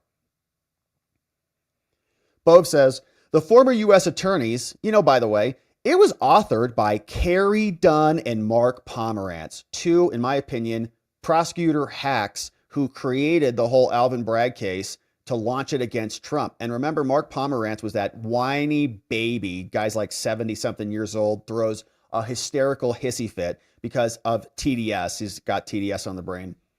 And when Alvin Bragg said he wasn't going to prosecute, he like wrote a book about it, wrote like a screed in the New York Times, and then had to like walk all that back because Biden sent over Matthew Colangelo from the DOJ to reinvigorate the prosecution. They're hacks. Says they initiate it. It comes from a position of bias, and it should not be accepted. And Spiro, Adams' attorney, says non-parties are fraught with peril, Judge. Don't listen to any of these other people who are submitting briefs. That letter, the letter that leaked, had false information about the mayor. We are being actively harmed by this ongoing process. There's no reason to carry this on here. Every instance of this harms democracy. The judge says, well, it's in no one's interest for this to drag on, but I'm not going to shoot from the hip right here on the bench. I'm going to consider everything. Thank you for coming. What about the sealed documents? And so Inner City Press reporting on that. Great stuff from Inner City Press. Make sure you're giving him a follow. He brings us the best from inside the courtroom. And so we're going to repost that puppy over on our timeline so you can follow accordingly. Now, Al Sharpton came out. There's a big battle happening there. Is Adams going to be fired by Kathy Hochul? Here is a little bit of what Sharpton sounded like when he was out. Concerned about what is going on in the city and the state. Let's make no mistake about it, that we are in this position because President Trump, who pardoned people that were videotaped physically assaulting people January 6th. What? We're in this position because of the J6 pardons? This is Mayor Adams and his alleged criminality. They're nuts. All right, so here's this other dude, and he's explaining that there's a lot more to this story. George at Bahizi tweets, great follow on X, shared this clip with us today from this dude who is a Democrat New York City council member who is explaining why there's this giant screeching to oust Adams. What do you think about everything that's going on? Yeah, but the alleged conduct of Mayor Adams, what's the alleged conduct? He met with Tom Homan. That's the conduct. That's what they don't like. He wants to cooperate with the president of the United States, Donald Trump. That's what the Democrats don't like. And I'm a Democrat, but I see it plain as day here. When Tom Homan appeared with Eric Adams, Mayor Adams, on Fox and Friends, it hit the fan. Yeah. They don't want him to be Republican friendly. Okay, so they're not even upset about Mayor Adams. If he was a good Democrat, he could do whatever he wants. Look what they covered up for Hunter Biden and the Biden crime family. You're a Democrat, you can be like Reid Hoffman and go hang out with Jeffrey Epstein. They don't care. They'll encourage you and even take your money. But if you're Adams and you're like, we might have a little bit too many illegal aliens in our state, Democrats lose it, hit the fan, and the rest is going from there. So we'll keep our eye on this one. We'll see what the judge does. I think he's got no choice but to dismiss the Mayor Adams case. We'll be here when he does. All right, my friends. Thank you for joining us on this extra long show. If you're just catching up, we've been here for a while. We had some really good stuff at the start of the show. We talked about what's happening at the Supreme Court. 2 good filings, one from Trump's Treasury Department defending the firing of the special counsel, and another from 20 states supporting the executive power to get rid of somebody out of the special counsel's office. So good updates there. We then turned our attention to DC. We learned exactly how the Trump administration is continuing to cancel and rescind funds. The courts are stopping them, but they've got boatloads of power identified elsewhere in the federal bureaucracy that they can use to do the things that they're doing. And we explained exactly how that worked with a beautiful declaration and some great clips from some lunatics who got fired. We then also saw what is happening in the Mayor Eric Adams case, learned why the DOJ dismissed this, learned why Democrats are upset about it, and saw that Emil Bove came in there by himself today and just told this judge, stop it, dismiss this, and we think that's going to happen. But now, my friends, it's time to hear from you, and let's see what you have to say about this. Thank you for sending in all these amazing donos. We're very grateful for your support, your friendship, and all the fun that you bring here to the show. Let's see who's joining us. And thank you to Donut for clipping for us on the day. We got some great comments. Welcome, new membos. Reminder, you can become a new membo, and we'll see you tomorrow on the members only morning stream when we go live in the morning. It's Wednesday. What's going on? Happy Wednesday, my friends. I hope you're accomplishing everything you set your mind to. It's all downhill from here. Ed, what's up? Great to see you, Ed. Wayne, we said what's up earlier at the show. Great to see you guys again. Thanks for becoming membos, Wayne. Thanks for being here almost 1 full year. Gloria B, 22 months as a membo, says time sure flies. It sure does, Gloria B, and we're having a ton of fun. Alan Harkin. Alan, what a very generous and nice dono over on Locals. Really appreciative of that one. Says, I don't want to belabor the point. You are awesome as always. You make people grasp the ungraspable and understand what simpletons like me have a hard time with. Well, we're all little simpletons, in our own way. Alan, your boy is a big simpleton myself. I'm just your humble document reader. That's all we do here. Alan, thank you for that, man. Thank you really for the nice dono. And it's nice to see you on Locals. Thanks for joining us over on Locals and being a part of our community there. Really appreciate it. Thanks for having fun with us. Thank you again. Hey, Lori, what's up, Lori? Became a new supporter. Great to see you, Lori. We'll see you tomorrow on the members only stream. Rick D shared this one. Here's a statement from Emil Bove. Said, I went to New York today to show the men and women of the Justice Department, as well as the American people, that I'm personally committed to our shared fight. Yeah, it was big that he went down there. He didn't bring anybody with him, just him. Ending weaponized government, stopping the invasion, eliminating drug cartels and gangs. For those at the department who are with me in those battles and understand there are no separate sovereigns in the executive branch, we're going to do great things to make America safe again. For those who do not support our critical mission, I understand there are templates for resignation letters available on the websites of New York Times and CNN. That's an incredible statement. Get on board or get the hell out. Thank you, Rick D. C.A. Beaverforden. What's up, C.A. Beaverforden? Thanks for becoming a supporter and supporting us. We'll see you tomorrow. Philip Butler says Nixon fired a special prosecutor and replaced him. Pirate Skeleton says, if you think about it, this is a good bait for figuring out which judges are ideologically captured and undemocratic. Makes for a good remove list. Yeah, I mean, they issued all of these orders, and then the Democrats latched on all of those orders specifically. And in the meantime, they were using alternative sources of power to fire everybody. It was almost like cover, like a, look over here, shiny object. Thank you, Pirate. Ed says, thank you, Ed. If the plaintiffs file multiple TROs, each impacting Article 2 powers, multiple appeals to the Supreme Court are proper. Could the Supreme Court consolidate all TRO appeals into one hearing and vacate them all together rather than one by one? Yeah, great response from Don. Exactly. If SCOTUS lays down a blanket rule on one of them, then that will trickle down to the rest of them. So, for example, if the Supreme Court comes out today or later this week and says, Trump can fire that dude. There was another case that said that Trump had to bring back some other woman for the MSRP, whatever that agency was. I know that's not what it's called, but whatever. So she would have to then consider that and this new precedent that was laid down in applying the laws to her case. And so it would trickle down. But that decision would ultimately, I think, hint. It depends what the Supreme Court rules, but they could rule just as to the special counsel, or they could rule as to TROs in general. And depending on how they rule, it might have much broader impacts. We'll see. We're excited about it. Glocky says, imagine calling Trump a fascist, but then deploying the military guard to the border, deploying the guard to the border, but then a Democrat deploys the guard to prisons because you're horrible at running state institutions. Hochul mobilizes the National Guard for prison strikes. Amazing. They're so dumb there. Glocky, nice to see Elon taking this seriously. This race will determine who controls the future, and hopefully he gets that done. Elon's focusing on Wisconsin from Glocky.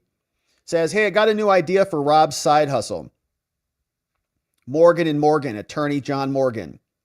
Are you between the ages of 100 and 159 and lost your Social Security benefits?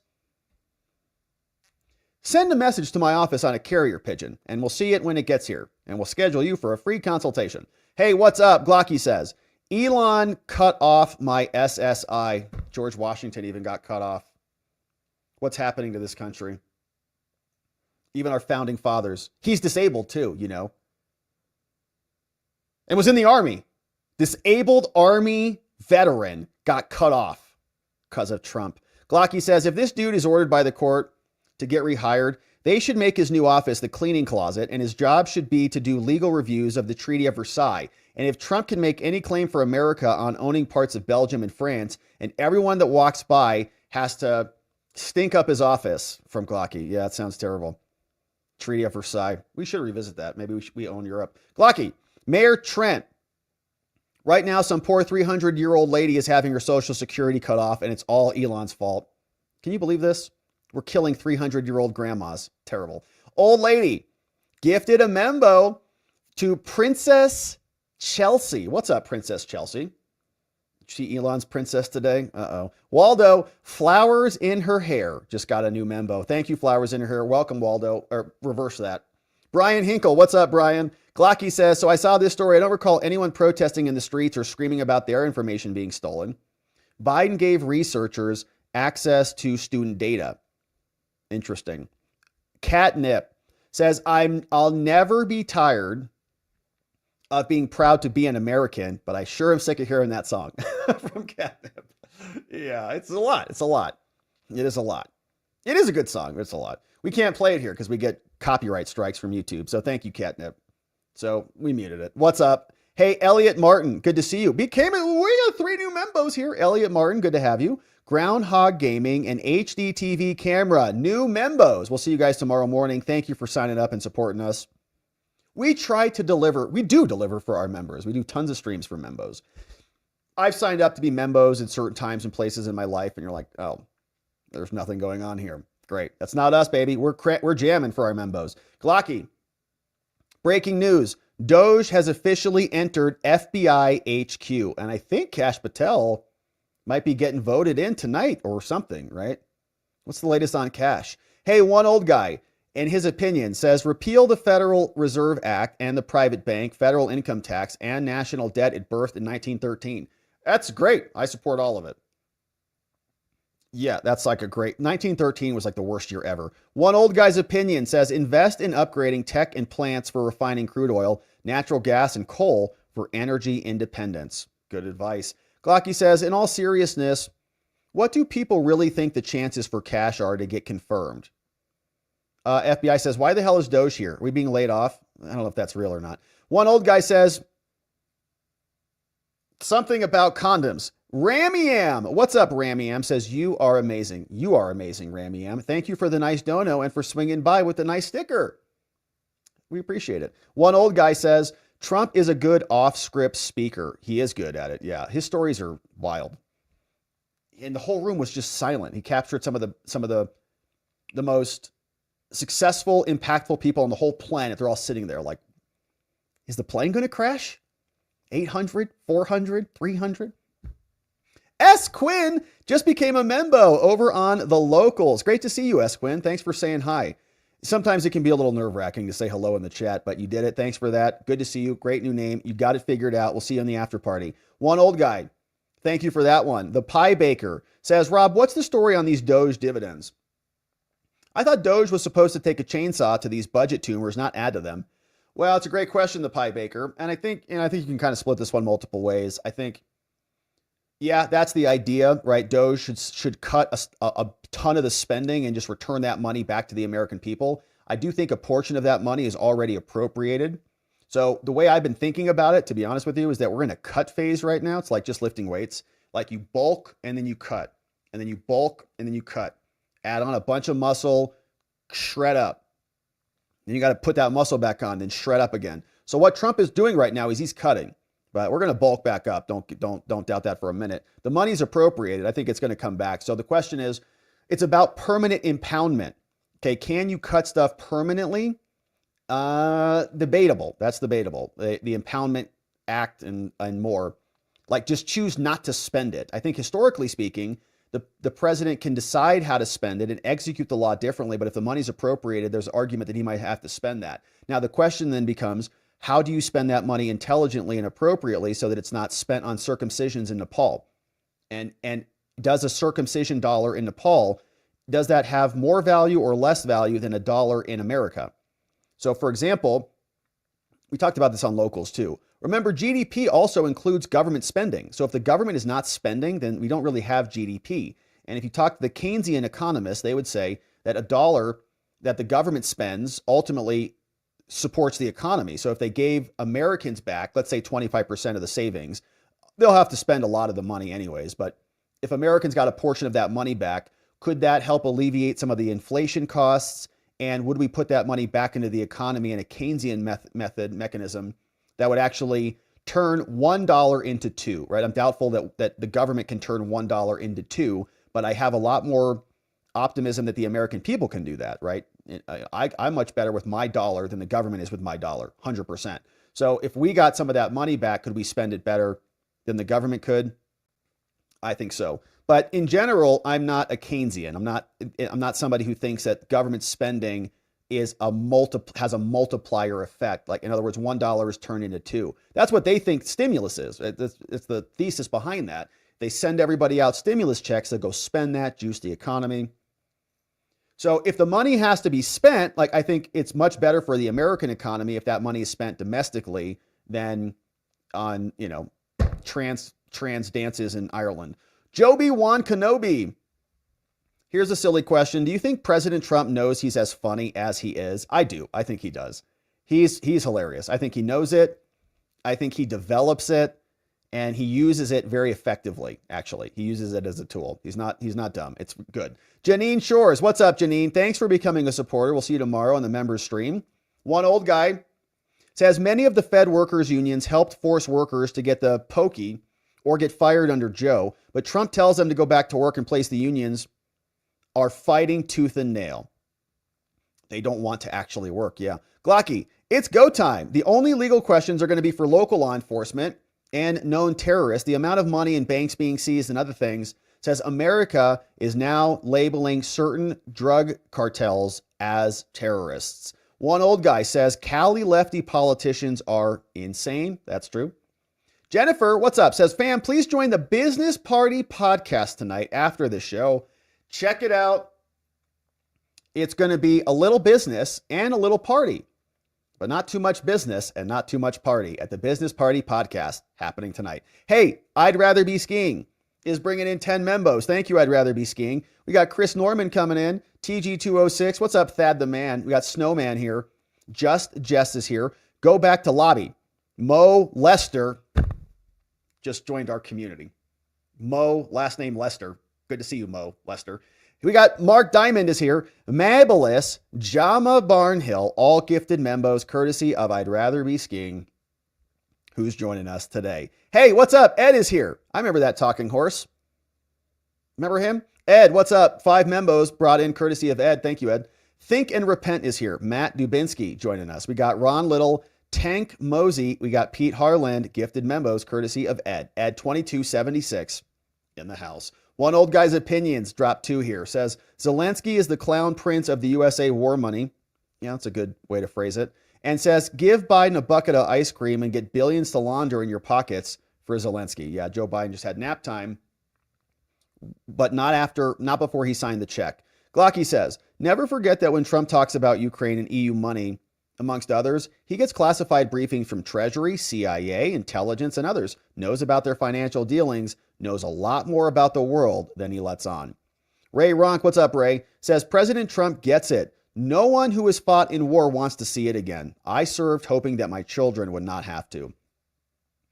Yeah, it really is the ultimate high ground. It's like everybody in that room when he says there's 800,000 dead on one side and 700,000 dead on the other side. I want the killing to stop. It's hard to argue with that. And honestly, Trump can't do it. Okay, there was a stalemate between the both of them. Let's solve it. One old guy's opinion says all those actors who went to meet with Zelensky were paid by USAID. I've heard about that, but I haven't confirmed it. Something like Ben Stiller may have gotten some money somehow, some way. I don't know. Glocky says new interim U.S. attorney Ed Martin. What's up? Ed Martin's amazing. Launches Operation Whirlwind, a criminal investigation into threats against Doge that officially includes Chuck Schumer. Ed Martin's doing amazing work. So glad to see him in high positions there. Hey, Mock Schnell. Gifting 20 membos. Mock Schnell, thank you for doing this. Look who's coming in. Nana is coming in. David Moktaloff. We got John Wakefield, Mr. J, C. Fetzer, Zool, Patty, welcome. John Cardass, Wild Irish Rose, Joseph Cash, Nikki F, Ida No. We got JCS Monroe, Scott 19D, Just Me, Scotty Herman, Candide Eaton, Kevin Kessler, Rocket Dan, Phoenix Zero, and Aries Acres gifted membos courtesy of Mock Schnell, which means more speed. Thank you for that, Mock Schnell. And welcome, new friends. We'll see you tomorrow on the members only stream. Sheila the Pooh, 10 more membos coming in. Thank you, Sheila. Look at this. James Wheaton, RB Prath Coleman, Marge Little Boy, Knight's Oath, Anthony Aguero Live. We got Leah, Jim Tells You. We got Aaron King, Bonky Bear, and Alaskan Sauce. Gifted membos, courtesy of Sheila Pooh. A million hugs to you. Thank you, Sheila, for bringing in 10 new membos. Hey! At 11 a.m. Thursday tomorrow, the Senate will vote on the motion to invoke cloture on cash. Can we just get the vote already, for crying out loud? It's driving me nuts. At 1:40, then shortened debate for director level, doesn't require 30 hours. And at 1:45 Eastern, final vote tomorrow. Okay, good. I was going to lose my bananas on it. Okay, so we're getting 2 votes tomorrow. 11 and 1:45. Now we have a new director. Good. All right. Brian Hinkle says, keep winning, Mr. President. Make America great again. Let's go, Brian. We're on board. NY says, it's our freedom that makes us strong. It allowed us to be free from tyranny of the monarchy and the ruling class. Our Constitution sets us apart, where our freedoms come from God, and we give power to govern on loan to the federal government, and this power is limited. Beautiful statement, NY. You're right about that. We're very grateful of our Constitution and our Bill of Rights. Ran out of channel names. Says, make DARE great again? Yeah, DARE. I remember that as a kid. Wasn't that a Reagan thing? Lady Ice says, the snow finally stopped, for now anyways. So done with the snow. We're supposed to get another couple of inches. Got 3 last night. Pictures don't show the magnitude. Couple miles from town, right around the corner, and there is snow everywhere. Look at this puppy. Is he alive? He looks frozen. Hopefully he's okay. Hopefully he's okay.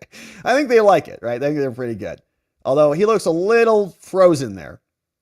So hopefully he's still moving. He's a real good boy.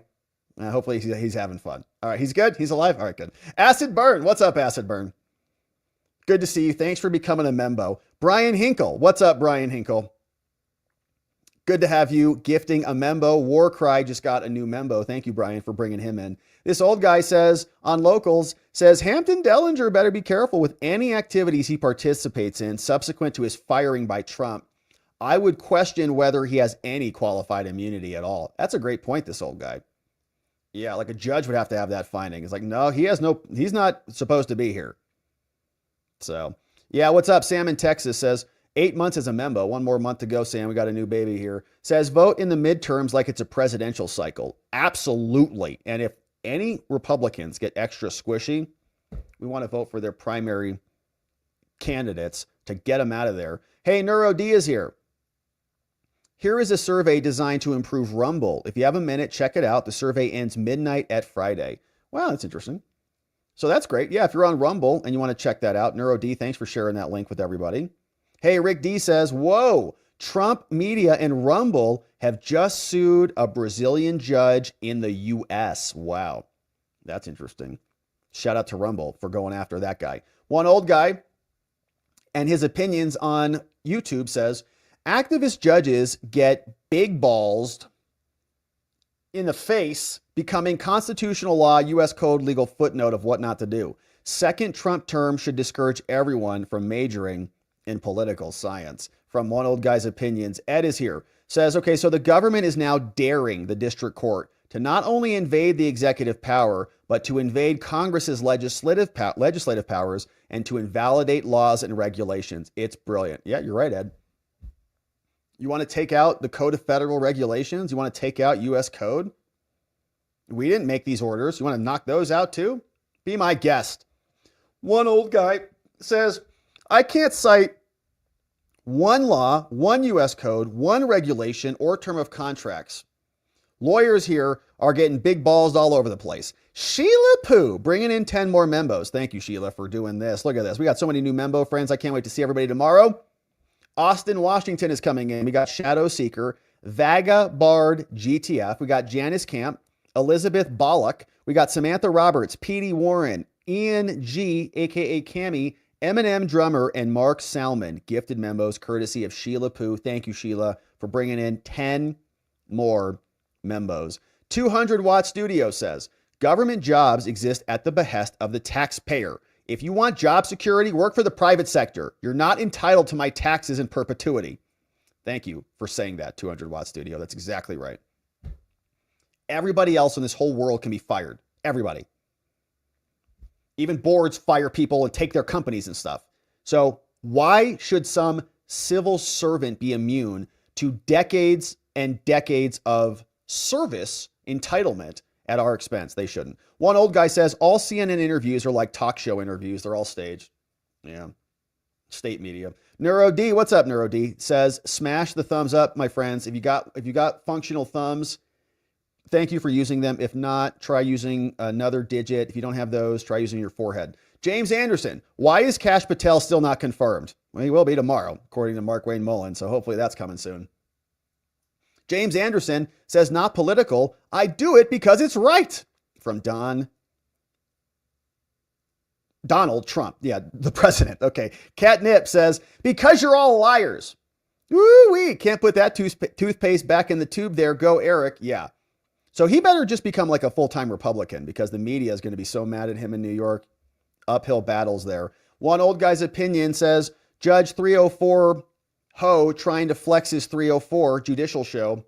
Thank you, one old guy. Eugene Sands. Hey, Rob, if lower courts can hold up EOs, can't the DOJ prosecute and convict Mercan style those pardoned by Joe and let it go up to SCOTUS for review?